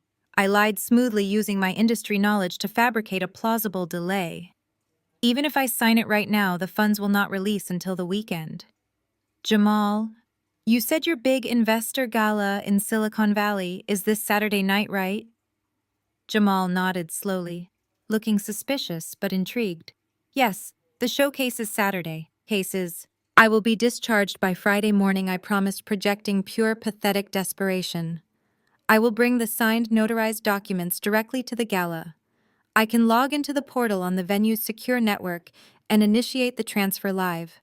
You can show the venture capitalists the liquidity clearing in real time. It will be the perfect grand finale for your funding announcement. Gregory and Cynthia exchanged a greedy, calculating glance. The prospect of a theatrical, live financial display to impress their wealthy friends was too intoxicating to resist. The trap was officially set. The heavy oak door clicked shut behind them, sealing the room in a sudden ringing silence. The oppressive energy my family brought with them dissipated, leaving only the sterile hum of the hospital machinery. I stared at the closed door for several seconds, my heart rate steadily returning to a normal rhythm on the monitor beside my bed. The performance was over. The pathetic, compliant daughter they thought they had just manipulated was gone, replaced by a woman holding the digital keys to their absolute destruction. Beatrice, who had remained perfectly silent and out of sight in the adjoining private restroom during their entire visit, stepped back into the main suite. Her silver-tipped cane tapped against the linoleum, each strike sounding like the ticking of a countdown clock. A slow, chilling smile spread across her aristocratic features. They swallowed the bait whole, Beatrice said, her voice dripping with a mixture of disgust and dark satisfaction. Your father is so blinded by his own arrogance that he actually believes a forensic accountant would blindly sign over full administrative rights on a hospital tray table. They are desperate, I replied, pulling the high-end encrypted laptop back onto my lap. Desperation makes people sloppy. They think Saturday night is going to be their crowning achievement. They think they are going to stand on a stage in Silicon Valley, announce their massive seed funding, and use me as a prop to prove their financial liquidity. Beatrice moved to the window, looking out at the sprawling city skyline. What is our next move, Clara? You said the police are too slow. You said we needed a more brutal approach. I opened a secure browser window on the laptop. We are not calling the police. We are utilizing the single most ruthless, efficient, and devastating weapon in the American financial system. We are calling the Internal Revenue Service. I logged into the official federal portal and pulled up IRS Form 211. It is formally known as the Application for Award for Original Information. To the general public, it is known as the Whistleblower Program. It is a system designed for corporate insiders to report massive systemic tax fraud. If the evidence leads to the successful recovery of stolen funds, unpaid taxes, and criminal penalties, the IRS legally awards the whistleblower up to 30% of the total collected amount. I am not just going to put them in federal prison, I explained, my fingers flying across the keyboard as I began filling out the extensive documentation. I am going to legally profit from their incarceration. I am going to let the federal government seize every single asset they have ever acquired, and then the government is going to cut me a multi-million-dollar check for doing their job for them. For the next 4 hours, the hospital room transformed into a forensic war room. Naomi remained on the secure line feeding me the decrypted data packets as I meticulously built the federal dossier. I did not just report Jamal's fake tech startup. I provided the IRS with the exact offshore routing numbers in the Cayman Islands. I attached the fraudulent ledger showing Brittany's bloated, fictitious marketing salaries. I uploaded the explicit proof that Gregory and Cynthia had created the fake corporate officer identity C. Gregory Vance to bypass domestic compliance checks and launder my grandmother's money. I made sure to include a special addendum for Dr. Albert Monroe. I attached the wire transfer logs, proving he had received $12,000 a month in unreported untaxed income to falsify Beatrice's medical records and prescribe her unnecessary sedatives. The IRS does not care about family drama, but they are absolutely ruthless when it comes to undeclared bribery and medical fraud. When the digital dossier was complete, it was a masterpiece of financial execution. It contained over 200 pages of incontrovertible evidence flowcharts, tracing the washed funds, and a detailed breakdown of the exact tax liabilities, penalties, and compounding interest my family owed the federal government. I hovered my cursor over the final submission button. I thought about the 4 empty seats at my graduation. I thought about the yacht in Miami. I clicked submit. The confirmation screen flashed green. The trap was no longer just a family matter. It was now a federal investigation. But I was not finished. Filing the whistleblower report would guarantee their future destruction, but I needed something immediate. I needed a weapon I could wield directly on the stage at the investor gala. I needed to own them. Naomi, I said, my voice cold and focused. Pull up the property records for my parents' primary residence, the estate in the suburbs. I want to see exactly how leveraged they are. I heard the rapid clacking of Naomi's keyboard over the speaker. Got it. The property is currently valued at $4.2 million. But Clara, they do not own it outright. Gregory took out a massive home equity line of credit 2 years ago, right around the time Jamal started his fake company. The property is mortgaged to the hilt. They owe the bank $3.8 million. I smiled a sharp, predatory expression. Are their mortgage payments up to date? Naomi paused, analyzing the financial history. No. They have missed the last 3 payments. The bank actually bundled their distressed mortgage into a high-risk debt portfolio and sold it off to a secondary private equity firm last month. That firm specializes in aggressive foreclosures. Find out who manages that private equity firm I commanded, and get me a direct line to their portfolio manager. Within 20 minutes, I was on a secure conference call with a ruthless debt buyer in New York. I utilized my credentials as a senior forensic accountant and invoked the immense financial weight of Beatrice's newly secured trust. I proposed a direct cash buyout of Gregory and Cynthia's distressed mortgage note. The private equity firm, eager to offload a high-risk asset for immediate liquid capital, agreed to the terms without hesitation. Using Beatrice's authorization, I wired the funds through a newly established blind limited liability company that I solely controlled. By Friday morning, the digital ink was dry. The transfer of the deed was legally binding. My parents thought they were the wealthy masters of a suburban empire. They had no idea that their daughter, the woman they had abandoned in an intensive care unit, was now their biggest creditor. I legally owned the roof over their heads. If they missed one more payment, I had the absolute unilateral power to evict them and seize the property. I did not just have evidence against them anymore, I held the deed to their fake lives. Friday morning brought my official discharge from the hospital. The neurosurgeon cleared me for limited mobility, advising strict bed rest and minimal stress. I nodded politely, signed the discharge papers, and walked out of the hospital with Beatrice and Mr. Thorne. I had no intention of resting. Saturday arrived with a heavy electric tension in the air. It was the day of the Silicon Valley Gala, the day Jamal was scheduled to announce his seed funding round to a room full of powerful venture capitalists, the day Gregory and Cynthia planned to unveil their grand financial triumph. I stood in front of the floor-to-ceiling mirror in the guest suite of Beatrice's secure penthouse.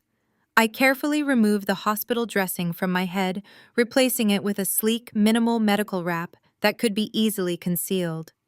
I bypassed the comfortable recovery clothes my grandmother had purchased for me. Instead, I reached for the garment bag hanging on the closet door. I slipped into a sharp, impeccably tailored black crepe dress. It had long sleeves, a high neckline, and a silhouette that projected absolute, unyielding authority. I stepped into a pair of classic black stiletto heels. I applied my makeup with clinical precision, masking the pale exhaustion of my surgery with a sharp, calculated glamour. I did not look like a victim recovering from a brain hemorrhage. I looked like an executioner. I picked up a slim black leather portfolio from the bed. Inside rested the fake relinquishment of rights document Gregory had given me at the hospital. I had not signed it. Instead, I had filled the portfolio with the certified copies of the IRS whistleblower submission, the offshore banking flowcharts, the wire transfer logs, proving the medical bribes, and the freshly minted property deed proving I owned my parents' home. Beatrice met me in the grand foyer of her penthouse. She was dressed in a stunning emerald gown, leaning gracefully on her silver cane. She looked at me, her icy blue eyes shining with a fierce, undeniable pride. "You look ready for war, Clara," she said softly. I clutched the leather portfolio, feeling the cool titanium of the encrypted USB drive secured in a hidden pocket of my dress. "I am not just going to war, Grandma. I am going to an execution." We descended to the underground parking garage where a sleek black town car was waiting, its engine idling quietly. Mr. Thorne held the door open for us. I slid into the leather back seat, watching the city lights blur past the tinted windows as we drove toward the glittering heart of Silicon Valley. My phone remained silent in my purse. I had not answered a single text or call from my family since they left the hospital. Let them assume I was broken. Let them assume I was desperate for their approval. Let them assume the quiet, obedient scapegoat was arriving to hand them the keys to their stolen kingdom. The calm before the storm settled over me. The trap was fully armed. The audience was waiting. It was time to pull the trigger. The town car glided to a halt in front of the Grand Silicon Valley Hotel. Valets rushed forward to open the doors. I stepped out onto the pristine red carpet, immediately letting my shoulders slump. I intentionally adopted a fragile, unsteady gait, favoring my left side, as if I were still battling severe neurological fatigue. Beatrice remained in the car, preferring to make her entrance only after the trap was sprung. Mr. Thorne handed me the black leather portfolio, giving me a single confirming nod before the car pulled away into the shadows. I walked toward the glowing glass entrance, taking slow, deliberate steps. Gregory and Cynthia were already waiting in the grand lobby, pacing frantically. When they saw me, they did not ask about my recovery. They immediately zeroed in on the black portfolio clutched to my chest. "Clara, finally." Gregory hissed, grabbing my upper arm with a bruising grip to pull me away from the other arriving guests. "Do you have the relinquishment of rights document? Tell me you actually signed it." I looked up at him, widening my eyes to project complete, exhausted submission. "I brought everything, Dad," I whispered, making my voice tremble perfectly. "I just want this nightmare to be over. I want to go back to my apartment and rest. I will give you the authorization just like you asked." Cynthia let out a sharp, dramatic sigh of relief, smoothing her designer gown. "Thank heaven you decided to stop being selfish." Jamal is pacing a hole in the green room. The top venture capitalists in the state are sitting at the primary tables right now. "We need you to walk up to that stagehand over the portfolio and digitally execute the transfer on the projector so everyone sees our massive liquidity." I gripped the portfolio tighter, playing the role of the broken, obedient daughter one final time. "I will do it, Mom. I will give Jamal exactly what he deserves tonight." A triumphant, greedy smile stretched across Gregory's face.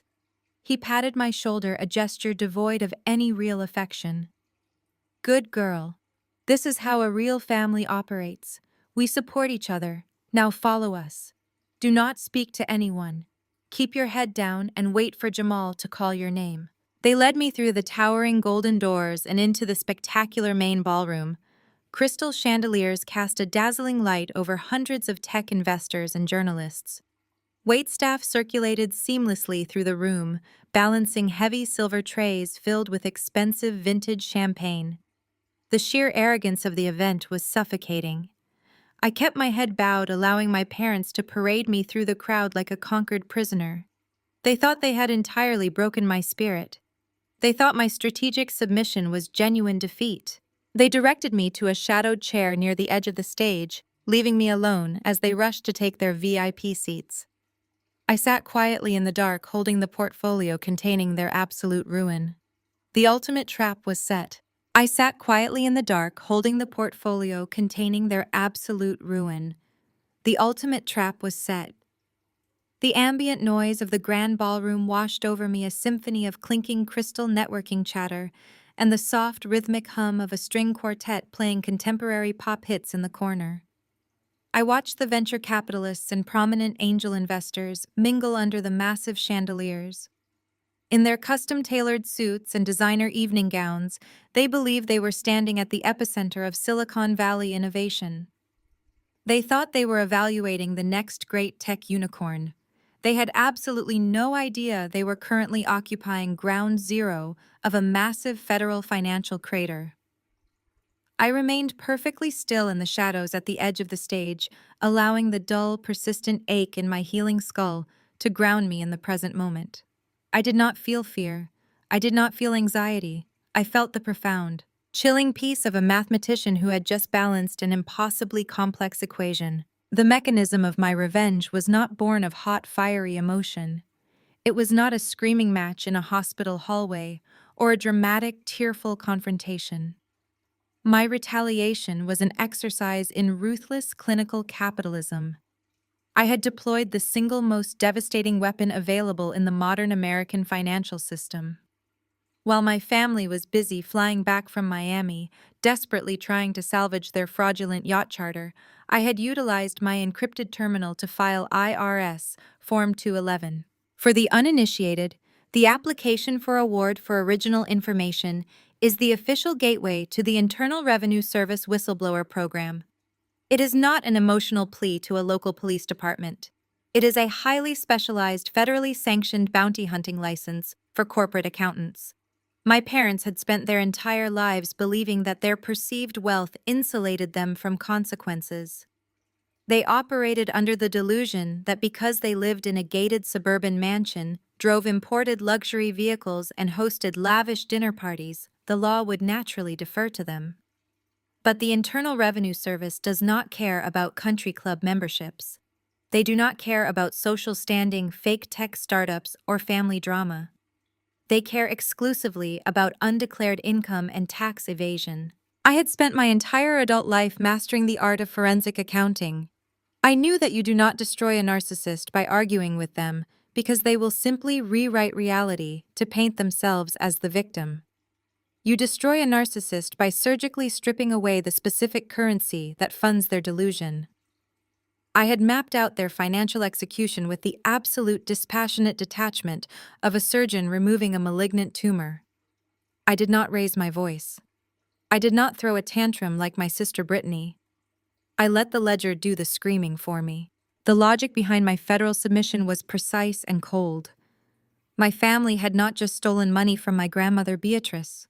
They had systematically washed it through a labyrinth of Delaware holding companies and offshore accounts in the Cayman Islands. They had taken clean, legally protected trust funds, pumped them into Jamal's hollow startup under the guise of angel investments, and then funneled those funds back into their own personal checking accounts. They categorized these transfers as exorbitant consulting fees, marketing retainers, and operational expenses. But the fatal flaw in their arrogant criminal enterprise was simple. The IRS taxes stolen money. It is a fundamental principle of American tax law that illegally acquired funds must be reported as gross income. By washing Beatrice's wealth through Jamal's shell company, Gregory and Cynthia had completely failed to declare the stolen millions to the federal government. Furthermore, they had claimed fraudulent corporate deductions on their luxury lifestyle, writing off yacht charters, five-star hotel suites, and designer wardrobes as business expenses for a tech company that produced absolutely zero viable software. I handed the federal government a perfectly packaged, bow-tied indictment. My submission included over 200 pages of incontrovertible forensic evidence. I provided the exact offshore routing numbers. I traced the IP addresses used to authorize the international wire transfers, linking them directly to the router in my father's home office. I uploaded the fraudulent corporate ledgers showing Brittany's bloated fictitious salary for a marketing role that did not exist. I detailed the creation of their fake corporate officer identity to bypass domestic compliance algorithms. Most devastatingly, I included the comprehensive wire transfer logs proving the $12,000 monthly bribes paid to Dr. Albert Monroe.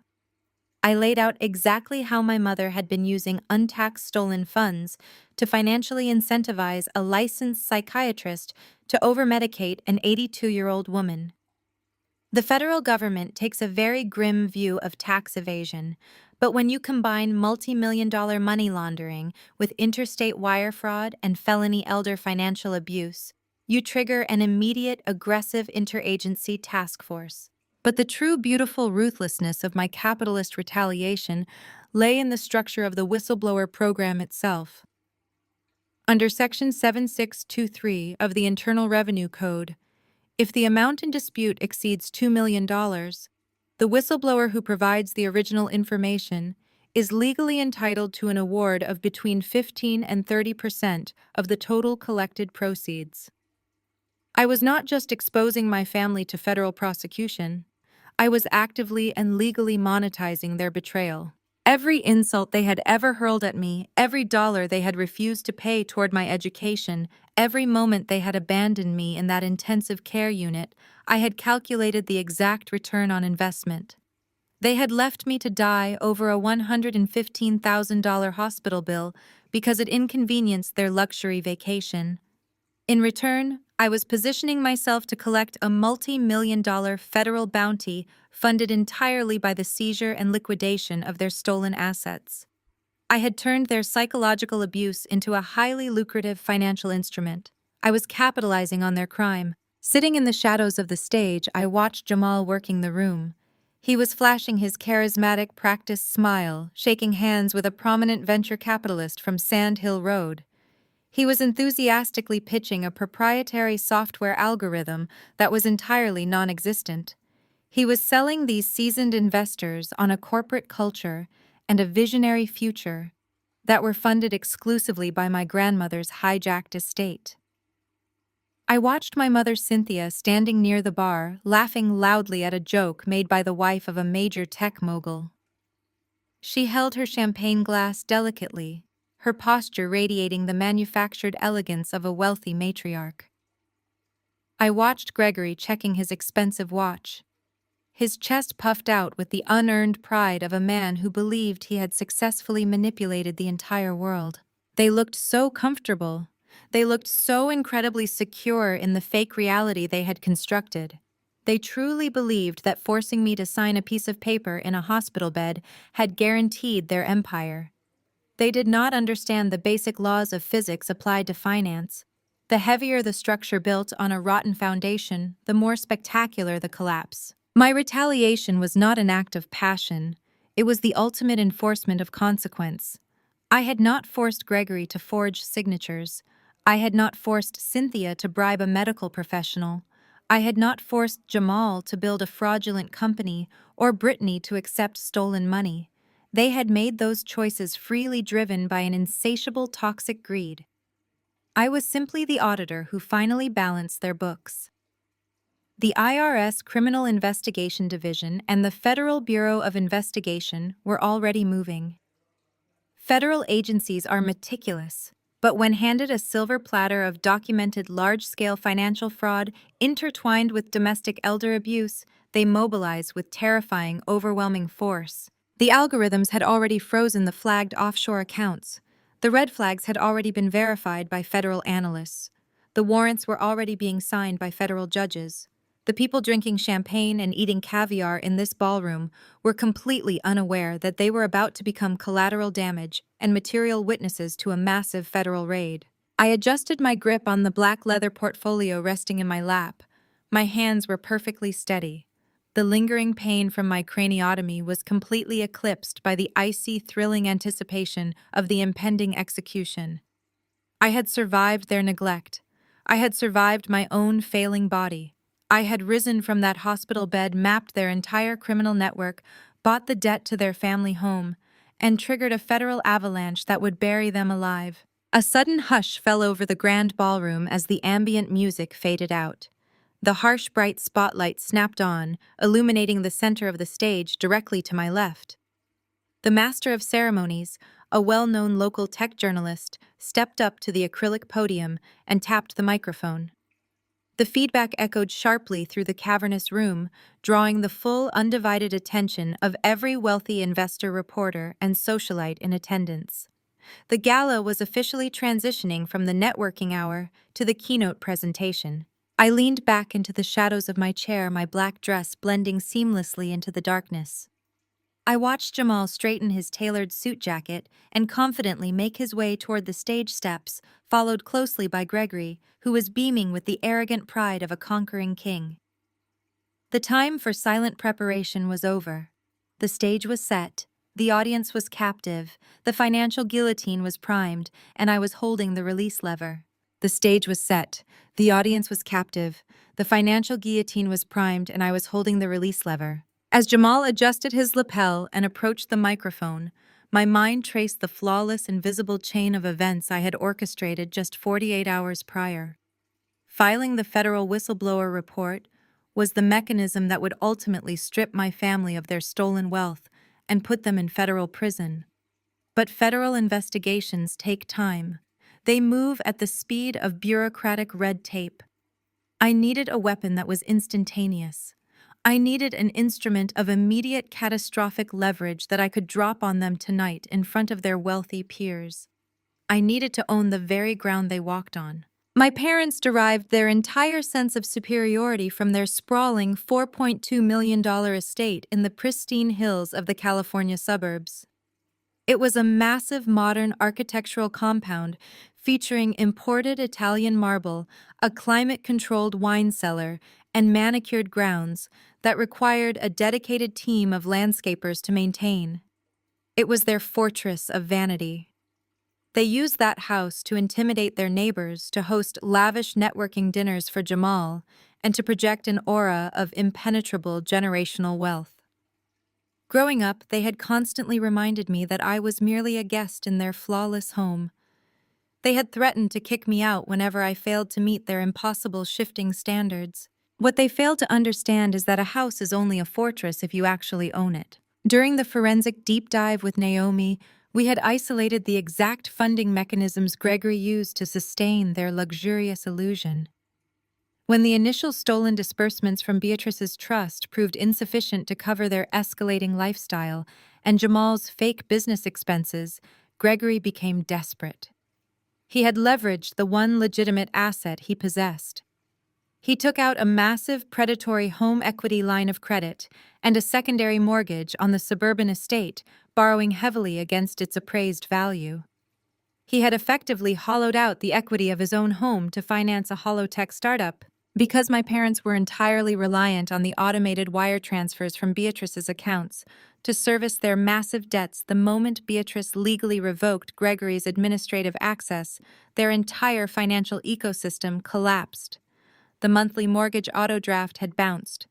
Then the grace period expired. Then the second payment bounced. By the time they were sipping vintage champagne on that yacht in Miami, the primary mortgage on their beloved estate was officially in default. Commercial banks do not care about country club reputations. When a high-value mortgage goes into default, lenders move swiftly to mitigate their risk exposure. Naomi's tracking algorithm revealed that the bank had already bundled my parents' distressed mortgage note into a portfolio of non-performing loans. They had sold this toxic debt package at a severe discount to a ruthless private equity firm in New York called Obsidian Capital Holdings, a corporate entity that specialized exclusively in aggressive rapid foreclosures. This was the fatal vulnerability I required. As a forensic accountant, I knew exactly how secondary debt markets operated. You do not need to buy a house to control it. You simply need to buy the debt attached to it. Operating from Beatrice's secure penthouse, I had established an anonymized blind limited liability company registered in Wyoming. I named it Vanguard Forensic Asset Management. Because Beatrice had officially signed over total financial authorization to me, I had immediate unfettered access to her fully secured, legitimate liquid capital. I did not need to negotiate a payment plan. I had the power of absolute immediate liquidity. I bypassed the lower-level account managers at Obsidian Capital and arranged a direct secure conference call with their senior portfolio director. I spoke the precise, emotionless language of high finance. I informed him that Vanguard Forensic intended to purchase the specific promissory note and deed of trust attached to my parents' property. Because it was a distressed, non-performing asset, the firm had purchased it for pennies on the dollar. I offered them a premium all-cash buyout, guaranteeing a massive instantaneous profit margin for their quarterly earnings report provided the transaction closed within 24 hours. In the ruthless world of private equity, cash is absolute king. The portfolio director did not ask questions. He did not care about the familial connection because my identity was perfectly shielded behind the Wyoming corporate veil. He only saw the guaranteed return on investment. We executed the digital transfer of the deed and the promissory note on Friday morning. The electronic signatures were verified, the funds cleared the federal wire, and the legal ownership of the debt was officially transferred to my holding company. The psychological magnitude of that transaction was staggering. In the span of a single morning, I had legally transformed from the discarded, financially abused scapegoat daughter into the primary lien holder of their entire existence. I held the exclusive unilateral power to demand immediate payment in full. Because the loan was already in active default, the legal acceleration clause was fully triggered. I did not have to send them polite notices or offer them a generous grace period. I possessed the legal authority to initiate immediate foreclosure, freeze their physical access to the property, and order the local sheriff to evict them from the premises. I owned the custom mahogany dining table where they had belittled my career choices. I owned the grand sweeping staircase where my mother had sneered at my wardrobe. I owned the heavily secured front door that they had so happily locked behind me when they threw me out into the world to fend for myself. I had quietly and legally purchased their sanctuary, wrapping it around their necks like an invisible financial noose. This was the true terrifying power of forensic accounting. It was not just about tracing numbers on a spreadsheet. It was about weaponizing liability. I had taken the very vanity they worshipped and turned it into the instrument of their execution. They were standing in a ballroom surrounded by the Silicon Valley elite, radiating a manufactured confidence entirely oblivious to the fact that they were legally homeless. The sharp, piercing feedback of the microphone snapping into life pulled my focus back to the present moment. The memory of the corporate buyout dissolved, replaced by the brilliant, blinding stage lights of the Grand Silicon Valley Hotel ballroom. Jamal stood at the clear acrylic podium, gripping the edges with both hands. He flashed a brilliant, perfectly practiced smile to the massive crowd of venture capitalists, tech journalists, and wealthy socialites. Gregory stood proudly just a few feet behind him, his chest puffed out, ready to absorb the incoming adoration. "Thank you all for being here tonight." Jamal's voice boomed through the massive speaker system, rich and dripping with manufactured charisma. Tonight is not just about the future of technology. It is about the power of vision, the strength of family, and the unstoppable momentum of Apex Innovations Global. I shifted my weight in the shadowed chair at the edge of the stage. My fingers traced the smooth leather of the portfolio resting in my lap. The encrypted USB drive felt heavy in my hidden pocket. I looked at Jamal's smiling face, feeling absolutely nothing but cold, crystalline resolve. The trap was ready to snap shut. The drive to the Grand Silicon Valley Hotel was a masterclass in silent anticipation. The plush interior of Beatrice's hired town car insulated us from the chaotic energy of the California highway. I sat perfectly still, the black leather portfolio resting like a loaded weapon across my lap. The city lights bled through the tinted windows, washing over the dark, severe lines of my crepe dress. This was not a garment chosen for celebration. It was armor. Beside me, Beatrice adjusted her emerald silk wrap with the slow, deliberate grace of a monarch preparing for battle. She did not offer me nervous words of encouragement or last-minute tactical advice. We had already mapped the execution down to the microsecond. The forensic evidence was airtight. The federal traps were irreversibly sprung. Tonight was simply the public reading of the verdict. "They will attempt to manage the narrative, Clara." Beatrice finally said, her voice a low, icy hum that barely registered above the quiet purr of the car's engine. "Gregory will use his booming executive voice to talk over you. Cynthia will manufacture tears to garner sympathy from the audience. Brittany will shriek and attempt to escalate the physical tension to distract from the facts. They are predictable animals when cornered." "Let them," I replied, my gaze fixed on the glowing dashboard clock ticking steadily toward our arrival. Screaming at a spreadsheet does not change the math. A forensic auditor does not debate. An auditor presents the ledger. They can throw whatever emotional tantrums they want. The numbers will bury them. The town car glided up the sweeping circular driveway of the hotel, coming to a smooth halt beneath a massive glittering crystal awning. Valets in crisp uniforms rushed forward to open the doors. I stepped out first, feeling the cool evening air hit my face. I deliberately slouched my shoulders, letting my posture sag just enough to project physical vulnerability. I adopted a slight halting limp, playing the role of the exhausted, obedient daughter, recovering from severe neurological trauma. Mr. Thorne, who had been riding in the front passenger seat, stepped out and offered Beatrice his arm. She descended from the vehicle with terrifying regal composure. We did not walk in together. That was part of the strategy. I needed to enter the kill zone alone, appearing isolated and compliant, while Beatrice and Mr. Thorne remained hidden in the wings until the final blow was struck. I took a steadying breath, feeling the cool titanium of the encrypted USB drive pressing securely against my thigh in the hidden pocket of my dress. I gripped the leather portfolio, lowering my gaze to the plush red carpet, and walked toward the towering gold-trimmed glass doors of the hotel lobby. The moment I stepped inside, the oppressive manufactured glamour of the event hit me. The lobby buzzed with the frenetic energy of wealthy tech elites, journalists, and venture capitalists. And there, standing near the grand staircase like anxious, greedy vultures, were Gregory and Cynthia.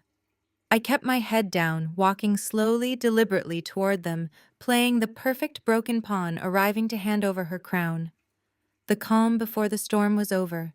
It was time to pull the trigger. The grand ballroom of the Grand Silicon Valley Hotel was a monument to excessive unchecked wealth. As I walked down the long plush aisle toward the front of the room, the scale of my family's delusion became overwhelmingly apparent.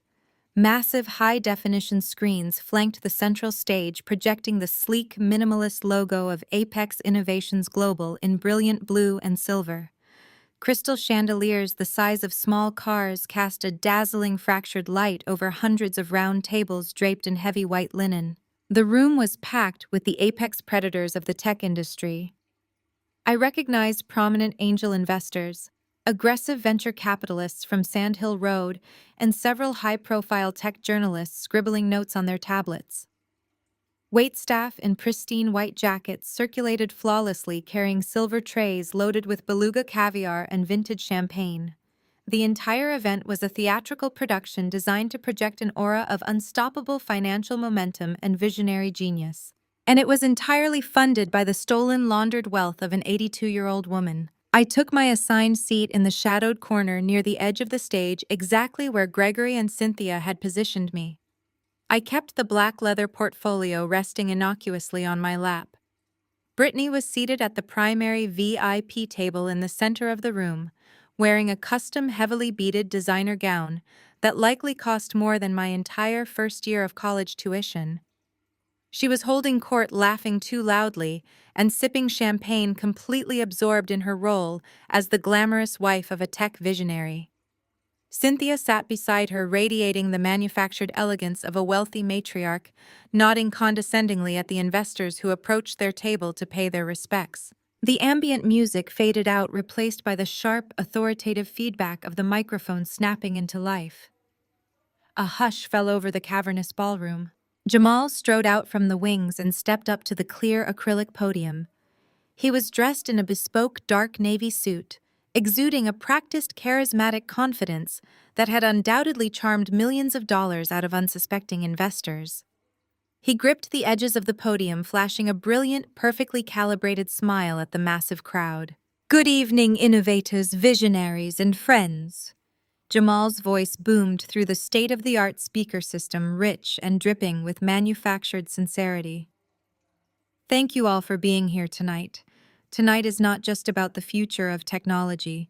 It is not just about the closing of a highly successful seed funding round. Tonight is about the power of vision, the strength of familial support, and the unstoppable momentum of Apex Innovations Global." The crowd erupted into polite, enthusiastic applause. Jamal paused, letting the adulation wash over him, drinking in the validation he had bought with stolen money. "When I first conceptualized Apex Innovations," Jamal continued, his tone shifting to one of humble reflection, "I knew that building a revolutionary software platform in Silicon Valley, especially as a founder of color, would require immense dedication and a rock-solid support system. I stand before you tonight, not just as a CEO, but as a man deeply humbled by the unwavering belief of my family. In the ruthless world of tech startups, true angel investors are rare. But to find those angels within your own family is a blessing beyond measure." Jamal gestured expansively toward the VIP table. "I want to publicly thank my incredible wife, Brittany, whose brilliant marketing strategies have propelled our brand into the stratosphere. And I must extend my deepest, most profound gratitude to my in-laws Gregory and Cynthia. They did not just invest their capital, they invested their legacy. They saw the potential of Apex Innovations when it was nothing more than a blueprint, and their visionary financial backing made this entire enterprise possible." The spotlight swung to illuminate Gregory and Cynthia. Gregory stood up, buttoning his expensive suit jacket with arrogant pride. He waved to the clapping audience, soaking in the applause, as if he had personally invented the internet. Cynthia smiled graciously, dabbing at her dry eyes with a linen napkin, playing the role of the devoted, supportive mother to absolute perfection. The sheer, staggering hypocrisy of the moment was almost suffocating. They were standing in front of the Silicon Valley elite, accepting thunderous applause for being visionary philanthropists, while actively conspiring to drug my grandmother and force me to sign away my legal rights from a hospital bed. Jamal raised his hands, signaling for the applause to quiet down. But a family legacy is not just about the initial investment. It is about continuity. It is about passing the torch to ensure the operational stability of the enterprise. Gregory has served as the primary financial architect of our family office, guiding our investments with unparalleled wisdom. Tonight, we are finalizing the administrative structure that will secure the future of Apex Innovations for decades to come. Gregory stepped up onto the stage, joining Jamal at the podium. He took the microphone, his chest puffed out, surveying the ballroom with the smug satisfaction of a conqueror. "Thank you, Jamal." Gregory boomed, his voice carrying the heavy, authoritative cadence of a seasoned executive. "Family is the cornerstone of any great empire. As we transition into this explosive new phase of growth for Apex Innovations, it is time to consolidate our administrative power. My eldest daughter, Clara, who serves as an administrative accountant for the family trust, is here tonight to officially execute the final transfer of administrative privileges." Gregory turned his gaze toward my shadowed corner. The spotlight immediately swung, blinding me with its harsh, intense glare. The entire ballroom turned to look at the pale, exhausted woman sitting quietly at the edge of the stage, still wearing the visible medical wrap around her head. "Clara," Gregory said, his voice dripping with condescending affection, "please join us on stage. Bring the portfolio." I stood up slowly, ensuring my movements appeared stiff and unsteady. I clutched the black leather portfolio to my chest, letting my shoulders slump. I walked up the short flight of stairs to the main stage, feeling the collective gaze of hundreds of wealthy investors tracking my every move. They saw a broken, compliant daughter. They saw a minor administrative hurdle being neatly resolved. I reached the podium. Gregory placed a heavy, controlling hand on my shoulder, squeezing tightly. It was a physical warning, a silent command to perform my role flawlessly. "Clara has brought the formal relinquishment of rights documentation," Gregory announced to the crowd, his smile broad and victorious. "By executing this transfer tonight, we are proving to our new venture capital partners that the financial foundation of Apex Innovations is absolute, streamlined, and completely secure." Gregory leaned in close, his voice dropping to a harsh whisper meant only for my ears. "Hand over the portfolio, Clara, and initiate the digital transfer on the console right now. Do not embarrass us." I looked out over the sea of faces in the grand ballroom. I looked at Brittany smirking at me from the VIP table. I looked at Cynthia radiating arrogant triumph. I looked at Jamal waiting expectantly for the money to clear. And then I looked at Gregory, his hand still gripping my shoulder like a vice. I reached into the hidden pocket of my black dress.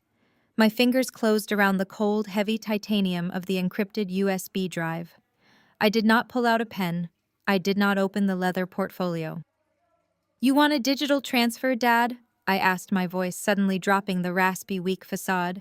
My tone was cold, sharp, and perfectly steady. "Let's give the investors a real-time presentation." I pulled the USB drive from my pocket and jammed it directly into the primary presentation console, linked to the massive high-definition screens behind us. I did not plug in a phone. That would imply improvisation, a frantic scramble. I pulled the encrypted USB drive from the hidden pocket of my dress and inserted the cool titanium directly into the primary presentation console. The massive high-definition screens behind Jamal and Gregory flickered the brilliant blue and silver logo of Apex Innovations Global blinking out of existence. The sudden darkness in the ballroom was absolute, broken only by the harsh spotlight still tracking me. A low murmur of confusion rippled through the audience of venture capitalists and tech journalists. They shifted in their seats, sensing a disruption to the highly choreographed performance. Gregory's hand tightened on my shoulder, his grip shifting from a paternal embrace to a desperate vice. "Clara!" he hissed, his voice dropping to a frantic, barely controlled whisper. "What are you doing? Where is the authorization interface? You are supposed to log into the family trust portal. Pull up the banking app right now." I turned to look at him, my expression perfectly serene. "I am not here to authorize a transfer, Dad. I am here to execute an audit." I reached past him and tapped the enter key on the console. The screens behind us flared back to life, but they did not display the banking interface Gregory expected. Instead, they displayed a massive, intricate, color-coded forensic flowchart. The header in stark, undeniable text read, "Apex Innovations, Global Asset Tracking, and International Money Laundering Operations." The silence in the ballroom deepened into something suffocating. The murmurs died instantly. The audience of seasoned investors leaned forward, their professional instincts kicking in. They recognized a financial schematic when they saw one, and they recognized the unmistakable architecture of a shell company. "What is this?" Jamal stammered, stepping away from the podium, his charismatic smile faltering as he turned to look at the massive screen behind him. "Clara, this is a mistake. You loaded the wrong presentation file." "There is no mistake, Jamal," I said, my voice carrying clearly through the microphone Gregory was still clutching. I reached over gently but firmly, prying the microphone from his rigid fingers. He was too stunned to resist. "Good evening, everyone." I addressed the crowd, my tone calm, measured, and devastatingly professional. "My name is Clara. I am a senior forensic accountant, and I am the legally appointed medical and financial power of attorney for the Beatrice Hayes estate." I clicked a button on the console presenter remote I had extracted from my portfolio. The flowchart on the screens zoomed in on the primary routing sequence. For the past 2 years, the founders of Apex Innovations Global have claimed to be building a revolutionary software platform. They have solicited your investments based on a narrative of visionary technology and robust familial backing. Tonight, I am here to provide full transparency regarding the origin of that financial backing. I clicked the remote again. The screen shifted to display the bank statements from Beatrice's primary trust, highlighting the massive regular withdrawals. The initial seed capital for this company was not angel investment. It was stolen directly from an 82-year-old woman's protected trust fund. The money was transferred without her knowledge or consent by her son Gregory Hayes, who fraudulently abused his position as executor. A collective gasp echoed through the ballroom. Several journalists in the front row immediately raised their tablets, snapping photos of the screen. Gregory lunged forward, trying to grab the microphone back. "Lies. She is unstable. My daughter is recovering from severe brain surgery. She is having a paranoid episode." I stepped back smoothly, maintaining my grip on the microphone. "My medical records are completely irrelevant to the forensic data, Dad. But since you brought up medical integrity, let us address how you maintained control of the estate." I clicked the remote. The screen changed from the financial flowchart to a series of wire transfer logs. The bold red text highlighted the recurring $12,000 monthly payments. "These are the wire transfers originating from my grandmother's personal checking account, authorized by my mother, Cynthia Hayes. The payee is Serenity Cognitive Solutions, an LLC, solely owned by Dr. Albert Monroe, my grandmother's private concierge physician." I didn't wait for the audience to process the implication. I spelled it out for them. "My parents have been paying Dr. Monroe $12,000 a month to falsely diagnose my grandmother with dementia and prescribe her heavy, incapacitating sedatives. They chemically restrained her to maintain control of her wealth." "Stop this right now!" Cynthia shrieked, launching herself from the VIP table. She stumbled over the hem of her designer gown, her face contorted with pure, unadulterated panic. "Turn those screens off! Security, remove her from the stage!" The security guards stationed at the perimeter of the ballroom did not move. They looked confused, uncertain of who had the actual authority in the room. "It gets worse!" I continued, ignoring my mother's hysterical screaming. I clicked the remote again, pulling up the offshore routing data Naomi had decrypted. Apex Innovations Global does not possess a software engineering payroll. They have no research and development budget. The funds stolen from my grandmother were routed into this company, washed through a holding account in the Cayman Islands, and then paid out as exorbitant consulting fees to fake corporate officers. I highlighted the secondary signatories on the Cayman account, including a massive fictitious marketing salary paid directly to Jamal's wife, my sister Brittany. They are not building a tech company.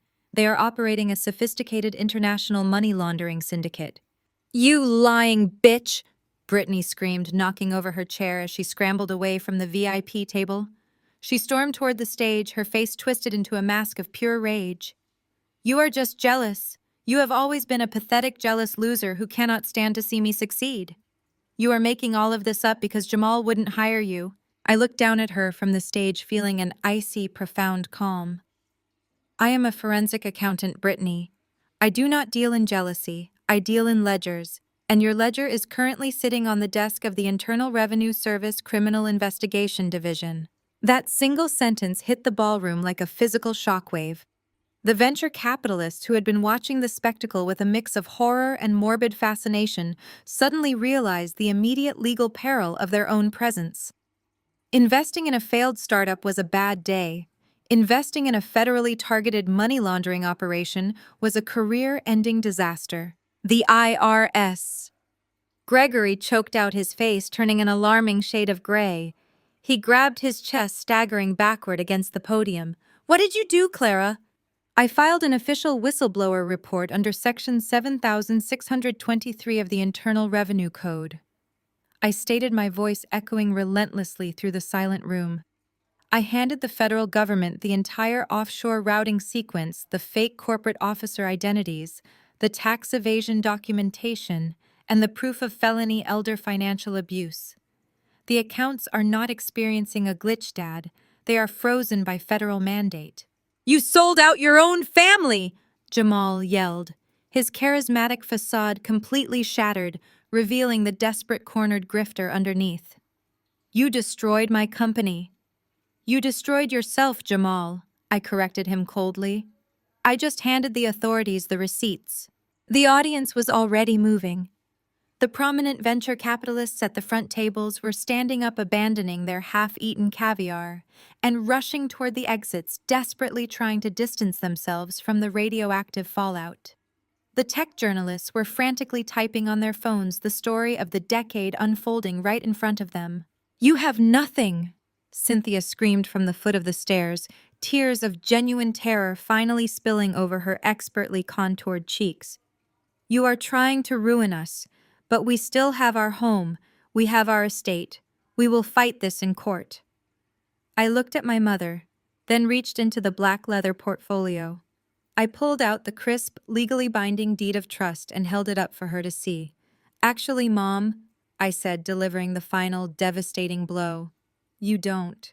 I held the crisp, legally binding document high enough for the harsh stage lights to illuminate the official county seals. Cynthia stared at the thick stack of paper, her perfectly manicured hands trembling as she reached out, grasping at empty air. "What is that?" Gregory demanded, his voice cracking. He abandoned the podium and stumbled toward me, his arrogant posture completely deflated. "What are you holding, Clara?" "This is the promissory note and deed of trust for your suburban estate," I announced, making sure the microphone captured every single syllable. "When you funneled Beatrice's trust funds into Jamal's fake company, you became entirely dependent on stolen money to pay your bills. When I locked down the accounts 48 hours ago, your automatic mortgage payments bounced. But the truth is, Dad, you were already in default.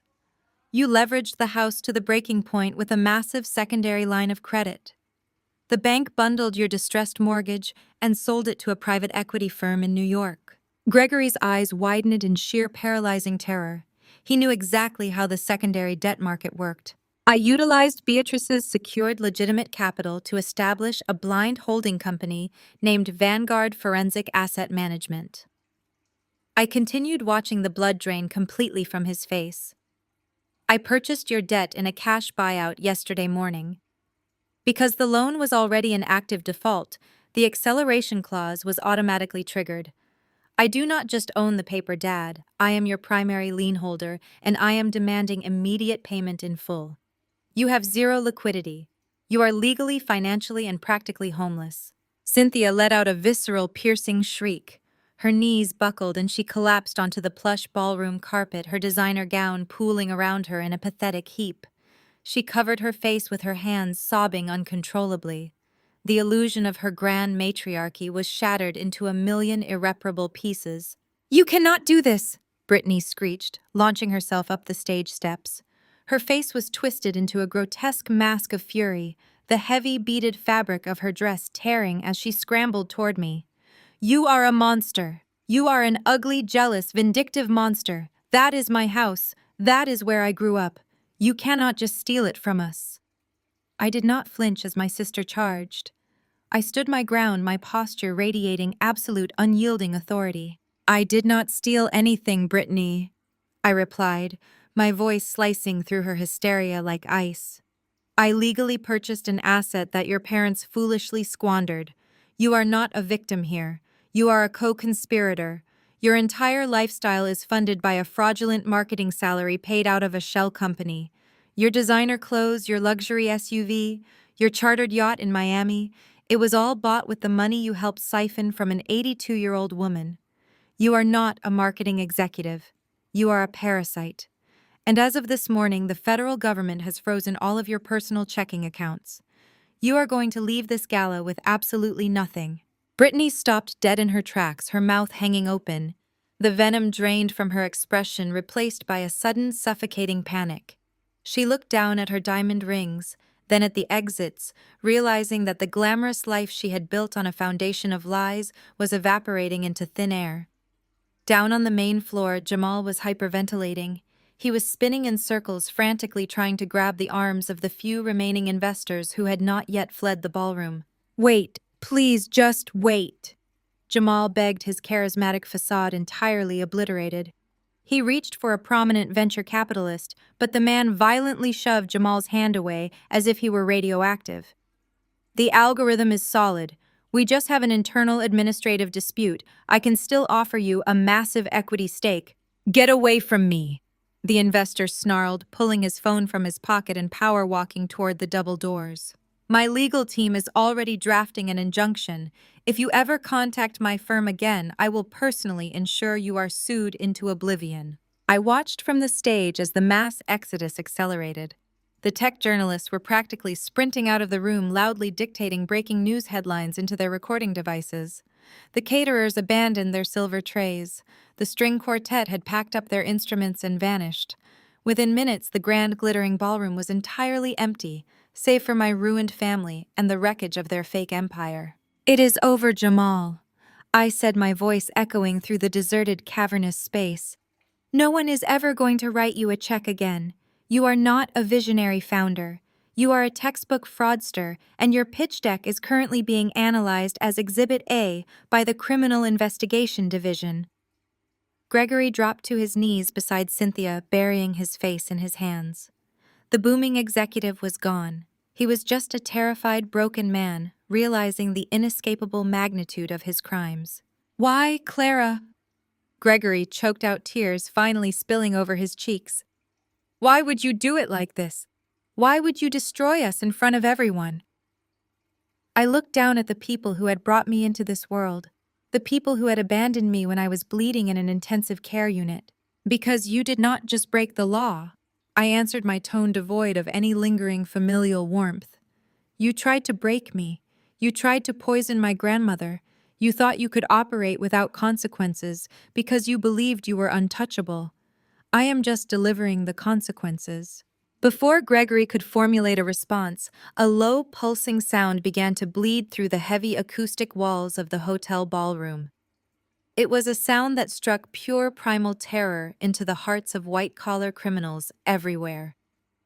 Sirens. The wailing grew louder, multiplying, converging on the Grand Silicon Valley Hotel from every direction. The piercing red and blue lights began to flash through the high windows of the lobby outside. "They are here!" Cynthia gasped, her voice trembling so violently she could barely form the words. She clutched Gregory's jacket, her eyes wide with absolute, unadulterated panic. "Gregory, they are here!" I stepped back from the podium, quietly folding the deed of trust back into the black leather portfolio. "I did not call the local police, Mom," I stated calmly, watching the heavy gold-trimmed doors at the back of the ballroom. "Local police handle noise complaints and petty theft. When you engage in multi-million-dollar money laundering, interstate wire fraud, and tax evasion, they send the federal government." The massive doors burst open with a deafening crash. Dozens of agents flooded into the room. They moved with terrifying synchronized precision. They wore dark tactical vests emblazoned with sharp yellow acronyms: FBI, IRSCI. "Federal agents, nobody move. Keep your hands where we can see them," a commanding voice bellowed over the chaos. The heavy thud of tactical boots echoed against the polished marble floors as the Joint Task Force swarmed the VIP tables and rushed the stage. I did not run. I did not flinch. I stood perfectly still, holding the black portfolio, watching as the agents descended upon the people who had tormented me my entire life. The heavy double doors of the ballroom slammed open, echoing like a thunderclap across the vast, high-ceilinged room.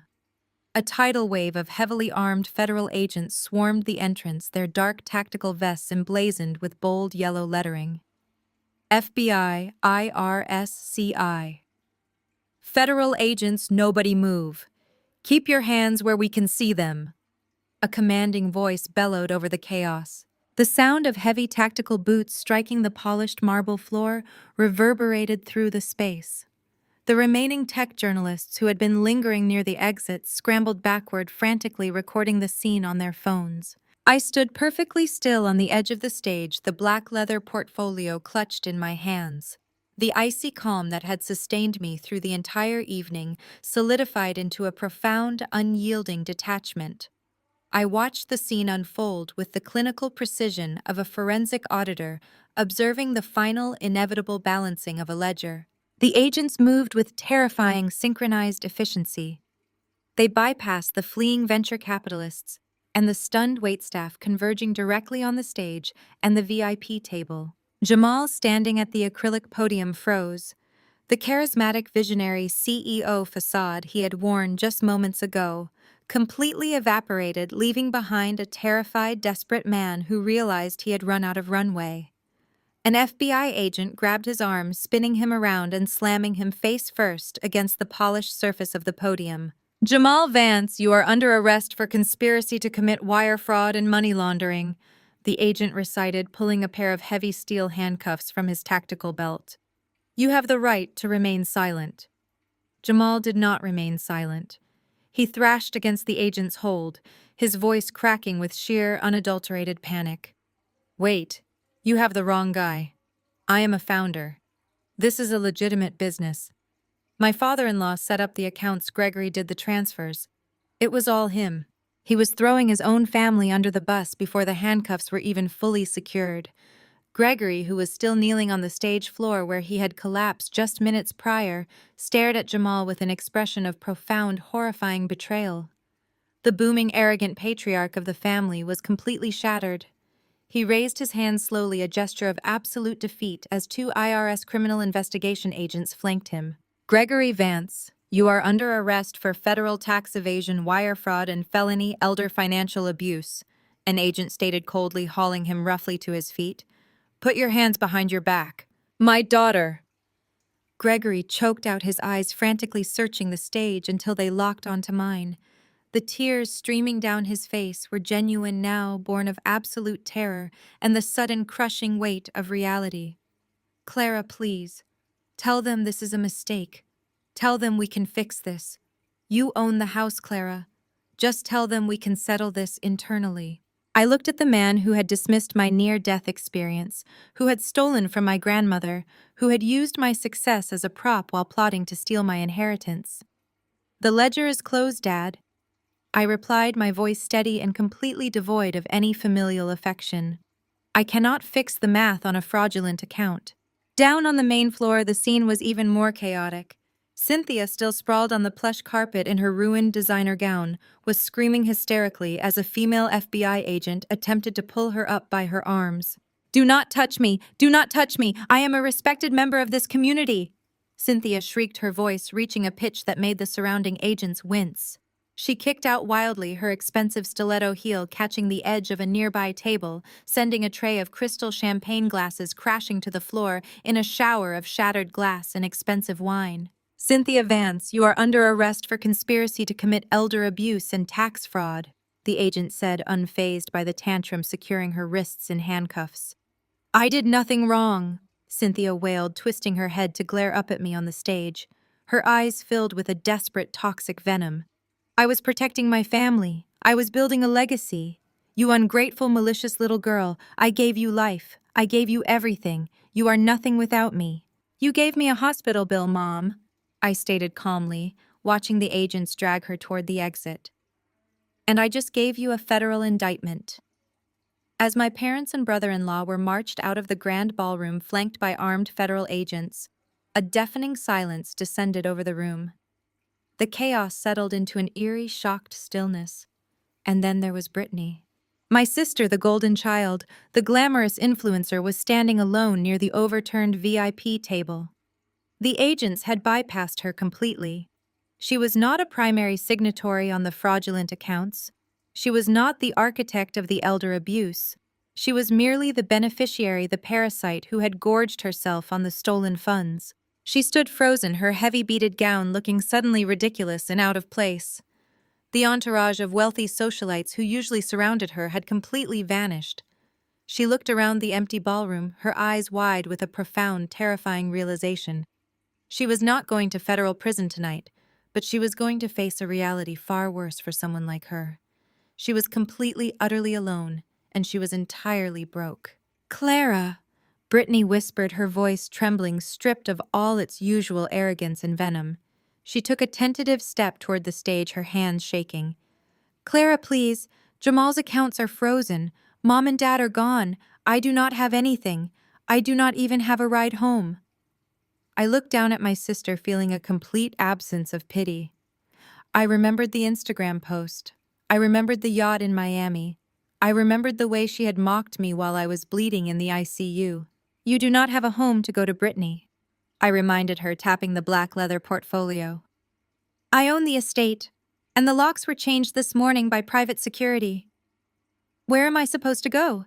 Brittany cried, genuine panic setting in as she realized the absolute totality of her ruin. "What am I supposed to do?" "You are 28 years old," I said coldly, turning my back on her and walking toward the stairs leading off the stage. "I suggest you learn how to balance a budget, and maybe call an Uber."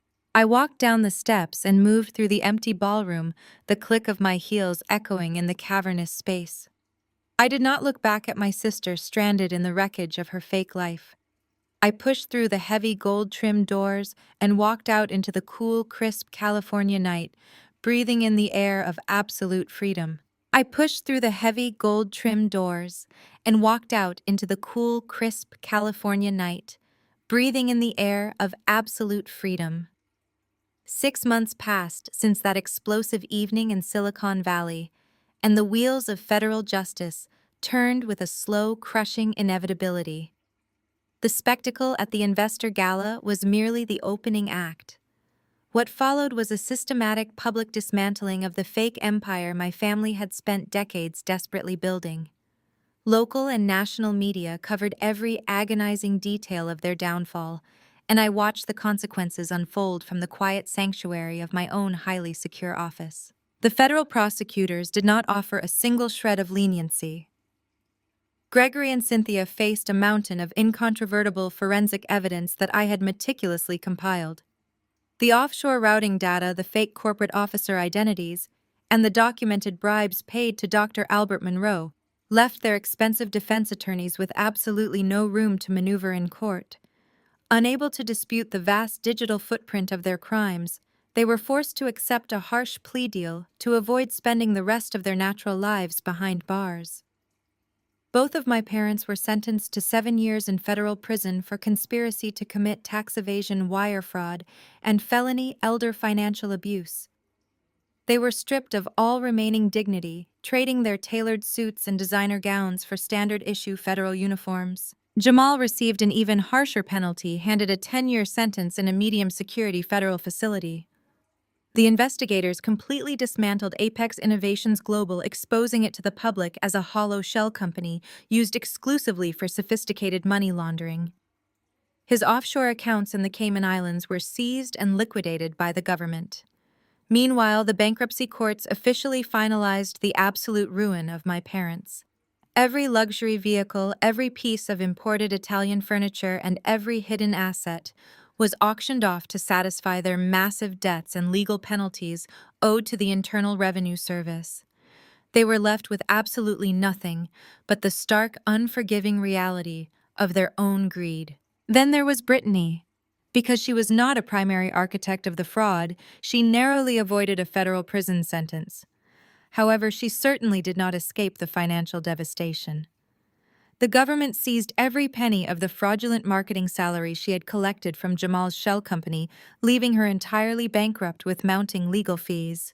The high society elite she had spent her life desperately trying to impress abandoned her instantly.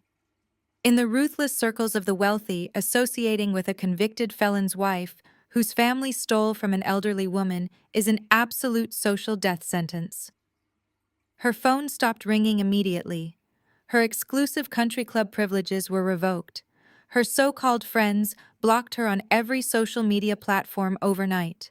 With no actual professional skills, no college degree, and a permanently toxic reputation, Brittany was forced into a reality she used to mercilessly mock. I received a brief update from a former acquaintance just last week. My former golden child sister now works as a barista at a busy fluorescent-lit strip mall coffee shop 3 towns away. She spends her long shifts wearing a stained green apron, wiping down sticky tables, and serving overpriced lattes to people who do not care about her former glamorous lifestyle. She currently rents a tiny, cramped studio apartment above a noisy commercial laundromat, struggling to pay her basic utility bills on a minimum wage salary. The influencer lifestyle she funded with stolen trust money is nothing but a bitter, fading memory. While they face the brutal, uncompromising consequences of their arrogance, I focused entirely on finalizing the legal restructuring of Beatrice's estate. The sprawling suburban mansion I had purchased the debt on was officially foreclosed, cleared out, and sold to a hard-working family. I did not keep the property. I had no desire to hold on to the physical manifestation of their vanity. I simply took the profit from the real estate sale and moved forward. The scales of justice had finally balanced. The ledger was now perfectly clear. Exactly 1 week after the real estate sale closed, I received a certified envelope from the United States Department of the Treasury. I sat at the polished mahogany desk in my newly expanded corner office, carefully slicing the heavy envelope open with a silver letter opener. Inside rested an official government check printed with a number so large it looked almost surreal. It was my IRS whistleblower reward. By legally exposing my family's massive tax evasion and money laundering syndicate, the federal government had awarded me 22% of the total recovered assets. It amounted to a staggering $4.8 million. This was not a lucky lottery ticket or an unearned inheritance. It was a bounty I had earned through relentless, meticulous forensic accounting. I had literally capitalized on their betrayal. I slid the check into my desk drawer just as the double doors of my office swung open. Grandma Beatrice walked in, leaning lightly on her silver-tipped cane. The heavy lethargic fog that had clouded her eyes for 2 years was completely gone. Freed from the toxic, unauthorized sedatives that corrupt doctor had prescribed, her mind was sharper than ever. At 82, she had reclaimed absolute control of her real estate empire, though she spent most of her afternoons sitting in the leather guest chair in my office, acting as an unofficial senior advisor to my firm. My agency, Vanguard Forensic Asset Management, had exploded in growth. Exposing a high-profile Silicon Valley fraud ring on a public stage had served as the ultimate marketing campaign. Corporate clients and wealthy private estates were begging to hire the woman who brought down her own corrupt family. I had promoted Naomi to vice president of analytics, and we now employed a team of 30 brilliant financial investigators. We specialized in tracking stolen assets, exposing corporate embezzlement, and protecting vulnerable elderly clients from financial abuse. I stood up and walked over to the floor-to-ceiling windows, looking out over the sprawling city skyline, with Beatrice standing proudly beside me. I realized that family is not defined by shared DNA or an accident of birth. True family consists of the people who stand by your hospital bed when you are fighting for your life. True family are the people who empower you to build your own legacy instead of treating you like a disposable stepping stone for their vanity. If the people who are supposed to protect you choose to leave you to die so they can sip champagne on a rented yacht, you do not owe them your loyalty. You owe it to yourself to buy that yacht and kick them off the deck. Thank you for listening to my story. If you have ever been the scapegoat of a toxic family or had to build your own success from the ground up, let me know in the comments below. Please hit that like button and subscribe for more stories about surviving betrayal and claiming your absolute worth. Remember, the best revenge is not anger. The best revenge is massive, undeniable success.